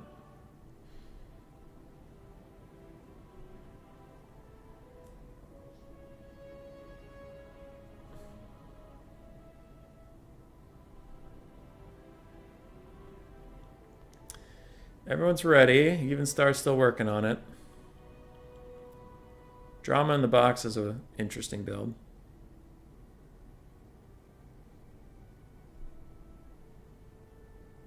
Even Star's ready now, but Drama in the Box deleted some units and now he's getting different ones. Poison Mortars at 400 range. They have better range than you'd think. But I guess not. But what I aim them at is like archers and frontline and stuff, and that has to come within your range. Whereas Plague Claws are only good for artillery fights, and like I said, if you're not fighting humans, then they're going to lose it. Whereas Eminem would say, just lose it. Wah, wah, wah, wah, wah. And we're into the final game. Let's do this. I'm all out of shit to talk about for the stalls. Oh yeah, now we have another minute of loading in. Even Star, take all of your prize money and buy a better computer. You remember that fight in the faction where it was peak, no one wants to watch this? It was. It really, really was. It was just a tragedy. It was on this map too, actually. It was on Iron Sand Desert.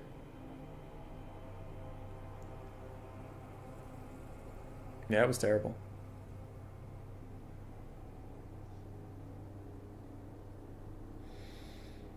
Dude, Stone Trolls, now they kind of suck because their leadership's so low. But, ha! You're just saying now after the delay. Wait, I think it was this map. Stone Trolls are fucking abysmal because they get physical resist, missile resist, and magic resist. So I'm like, okay, what am I supposed to shoot them with? Well, you can't shoot them. You have to melee fight them. That's a perfect idea. Don't worry, they have low leadership. It's just the Lord we introduced with their DLC also has AoE constant ITP and AoE leadership, but at least he's expensive. Oh, wait, he's cheap as fuck. Well, at least he's snipeable. Oh, wait, he has healing and is one of the best anti-snipe lords in the game. Ah, okay, we may be fucked up. That's why the meta was that. But since then, it's been better. I think Stone Trolls recently have just been getting their shit kicked in. Every time I see them, they just die. Which I'm okay with. Fuck Stone Trolls. Alrighty. Who to cover first? I'm thinking Chaos Empire. So we have For Chaos, Horsemasters, Horsemen, Horsemen, Horsemen. I don't see any other on this side, so it looks like 4 Skirmish Cav. For Chaos, we have 1 unit of Chaos Knights, a Dragon Ogre Shaggoth, Sartorial, we have Chaos Warriors with Halberds, the Mirror Guard, Chaos Warriors with Halberds, and Chaos Warriors with Great Weapons. Then we do have 1 Chaos spawn. It's not the Arwar, the Weird spawn. We hyped for this final game? Fuck yeah, dude.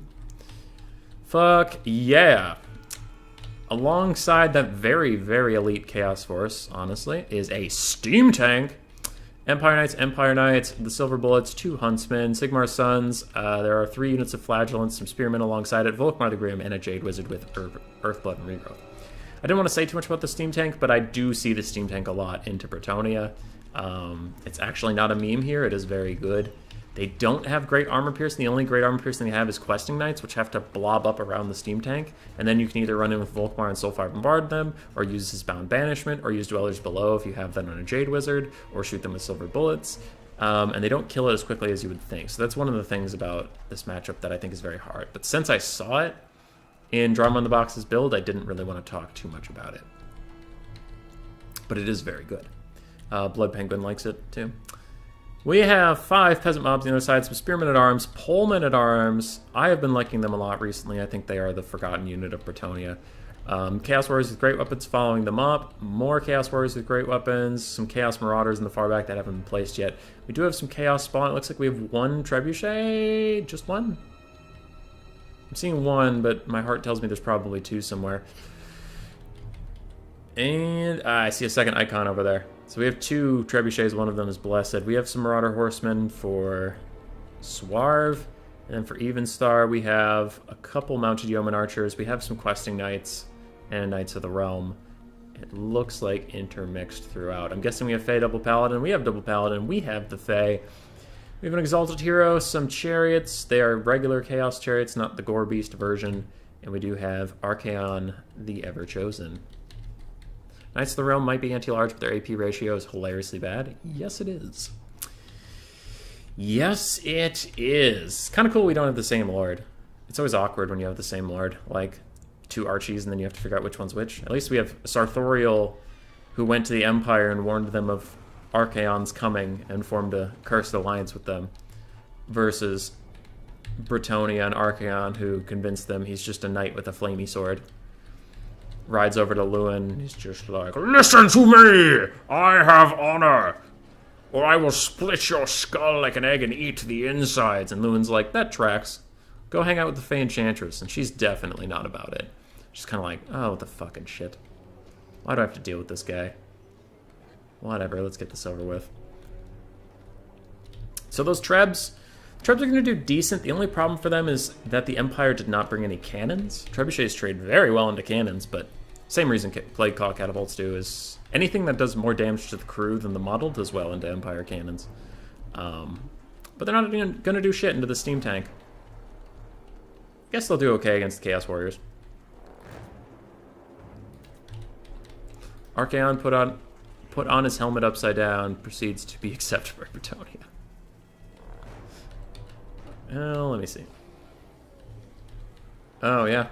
Yeah, that would work. Just have the horns facing down. Good job.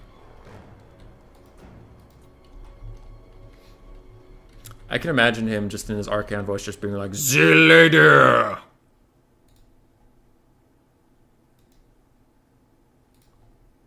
Okay. I had 3 pings, but the person who pinged me, there's nothing in our chat, so that seems fine. Oh, this is going to get weird very quickly. Look at all this skirmish cav right next to each other.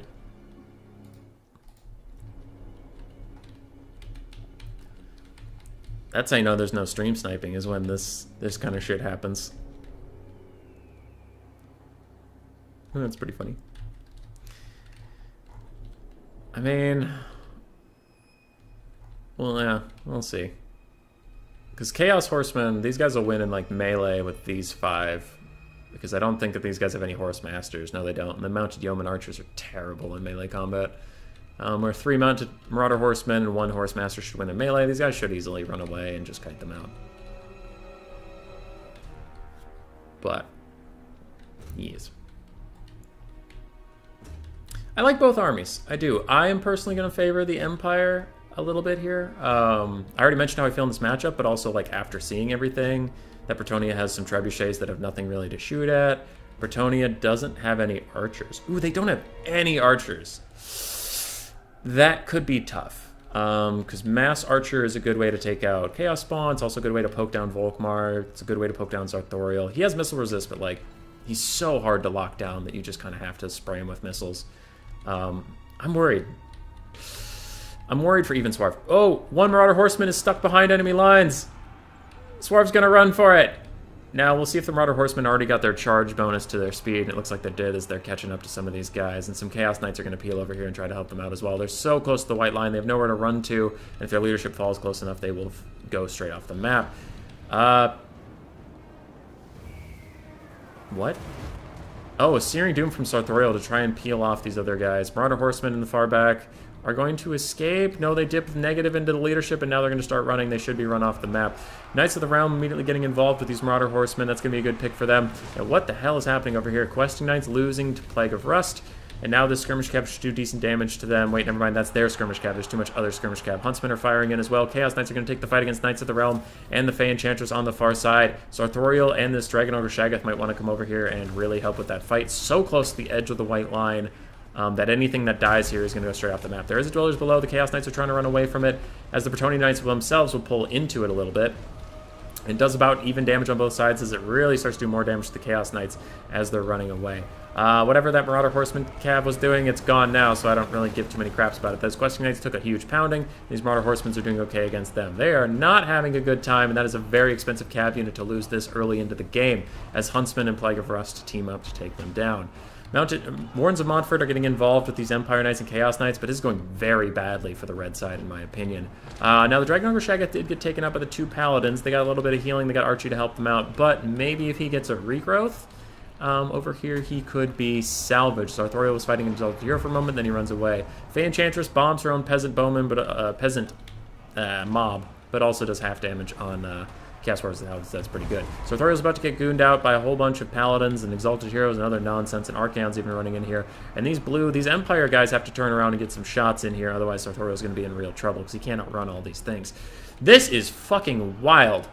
Steam tank shooting at something, I don't really know what, not enough time to figure it out. There's a whole bunch of infantry over here that are thinking about where to go. There's a lot of peasants moving in. Bretonnian catapults are firing in as well. Chariots are now getting involved. Things are only getting nuttier. The Dragon Ogre Shaggoth is back. He really needs some healing if he's going to stay in this fight with this Exalted Hero. As Chaos Spawn plow in and that Exalted Hero's leadership tanks down. So Thoreau's thinking about going back in, but then runs away instead. Is that a final trans? Ooh, if it is, it's going to be juicy. Oh, if it is, it's going to be juicy. But it's not. Overcast, still going to do some good work. What the heck is going on? Who's even ahead? This Exalted Hero gets crumped down by the Dragon Ogre Shaggoth. That is definitely a great trade for the blue team. Blue team's a little behind on the balance of power. It is hard for me to agree or disagree because I don't know what the hell's going on. Volkmar's in the middle of this fight with the Fey Enchantress. She's not having a great time. In fact, she's going to want to get the heck out of here. And a Steam Tank shooting at Archaon is not a good idea. Usually Steam Tanks actually don't do that much damage to single entities. Knights of the Realm charge straight into the Silver Bullets, who also take a burning hit at the same time, just devastating them. They are immediately broken, probably even shattered. No, they're going to hang on, but not shattered yet. These Knights of the Realm are terrified and going to break as well, though. Chaos Chariots also get taken out, and more Chaos Chariots coming in from the side. I'm wondering how the Empire and Chaos Infantry is doing. It's really hard to tell. It looks like it's been crumped across the board mostly. So Thoreau's rolling dirty, running after a Paladin with Volkmar on his team. This other Paladin somehow hanging on to his life with that little health. And it looks like a bunch of cav for the Empire is getting pushed away. Where's the Fey Enchantress? She over here with half health, fighting a Life Wizard. If Huntsman can turn and fire on her in the middle of all this chaos, that would be huge for them, but it doesn't look like they'll be able to. Balance power is very even. I would agree. I would say Evenstar and Suarez are slightly ahead, but that Paladin getting crumped again, and I have to imagine with that low of health, he's already been broken once before. Oh, Lord, it's so hard to tell what's going on. Alright, this Paladin's going to stop and fight this little guy for a little bit here. Chaos Warriors are terrified and running away, and more Bretonnian cav is coming in. So this Life Wizard for the Empire is definitely going to die, and that is a big problem if he dies, because he hasn't gotten all his healing out, not even close, and he really needs to cast an regrowth on that Dragon Ogre Shaggoth if he's going to get his value out this game. Somehow, this Life Wizard is still alive, and now some Empire dudes have shown up to help him. Now they are getting more Ascension down, but still, good for them, I guess. Dragon Ogre Shaggoth is in here. Please, God, regrowth him! He deserves it. He's such a good boy. No, they're regrowthing Sartorial. Sartorial's not a good boy. This is a good boy right here. Oh, well. I guess it's fine. It's a fine target tactically. I just really wanted it to go onto the other guy. Now, these Chaos Spawn are running a little low. A little low on health. This Life Wizard finally did get killed. As we said, so no more healing for the blue team. Poor Shagath. We deserved better than you. Okay. Hard to not, especially in 2v2. Alright. Blessed Field Trebuchet is still firing in. They don't do friendly fire damage, so that's fine. There is a whole lot of Bretonnian infantry left running in, but it's all essentially chaff. Sartorial's beating the crap out of these chariots. They are not enjoying their little party with him at the moment. And they are most likely going to rout soon. Archaon and his Exalted Hero are teaming up on Volkmar the Grim. I just remember that somebody told me to stop moving the camera so much, so I'll try not to. Steam Tank's in here and still very healthy, and what can take it out? I guess Archaon can try and kill it if Volkmar can't kill him off, or if we can't get another Final Trans. Ooh, a Final Trans in this blob right now would be gigantic. Instead, we're going to get some healing. Suarez Starks is looking pretty good. Took a shower, what did I miss? Build phase, and then Bretonnia running in. So far, Sartorial is trying to fight off the Exalted Hero and Archie, but Enchantress is also going to team up on him, and he's about to have a pretty bad time. Standard Die is active, though, giving him 7964 for melee stats along with Grand Hammer of Sigmar. Steam Tank and Volkmar pushing in, trying to cause some terror. I guess along with Sartorial. What is that? Grand Shield of Faith now. Sartorial's about to get crumped on. And yeah, there's not a lot left for these guys. Volkmar gets a nasty banishment out, though. And that's doing some good damage. Some good routes coming in. Maybe if we can get an overcasted Final Trans, or just, I guess, even a regular one. Any Final Trans at this point would be better than none.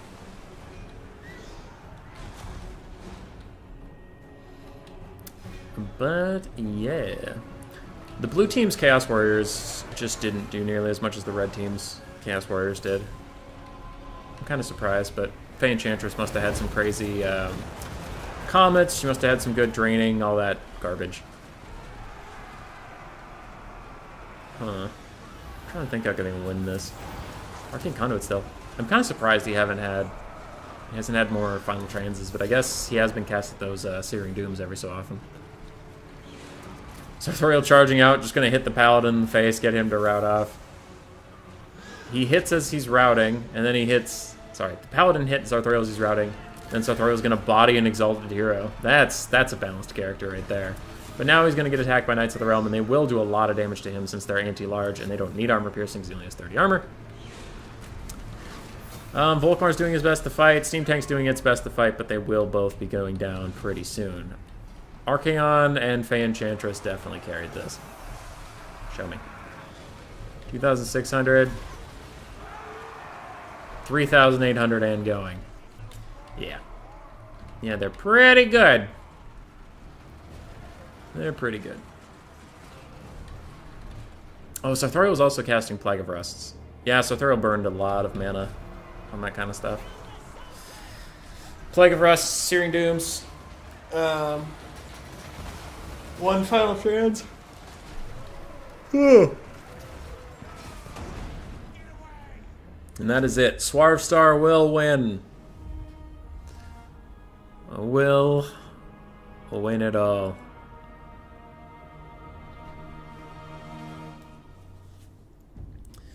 GG, well played. Dragonor Shagath got 1,500 value. He really needed more. He really needed more healing. Unfortunately, the life caster getting caught out was really bad for the blue team there. Because he got off like one regrowth I saw and maybe an Earthblood. Volkmar did okay. Flagellants tried to hold against the Chaos Tide, but they couldn't. Silverbolt's got a little caught out. Steam Tank did okay. That was these two. Even Star, Fey Enchantress 2,600. Paladins, about 2,500 between them. So between the Fey double Paladin, they got 5,000 value. Not a lot out of them. Questing Knights both got crumped. Only one Knight paid for itself. Oof. Oof. Mounted Yeoman did okay, and Trebuchets did okay. For Swarv, Archaon got 4,100 value. Exalted Hero got 1,200. And Chaos Warriors did really well. Chariots did really well. Skirmish Cap did fine-ish, and Chaos Spawn did really well. Yeah, so Chaos feels like they carried pretty hard. Chaos, and then Fey Double Paladin. That was it. Shaygoth and Sarth Earthblood could have carried so hard. Yeah, maybe. GG, well played. Alright, I'm starving. I'm gonna go get some food. I'm gonna go make some quinoa and put it in with some pork and stuff. It's gonna be good. Murph alerts. Alright. Murph's streaming right now, so if you want to go check that out, go over there, twitch.tv/MurphAlert. He's a pretty cool dude. Otherwise, if you've had enough Total War content for today, thank you very much for being here. And thanks to Queden for hosting all this stuff. You're a treasure. Everybody here is a treasure. Good job, everybody. So proud of all of you. Get out of here. Get out of my house. Show. Go away. I don't want to see you anymore.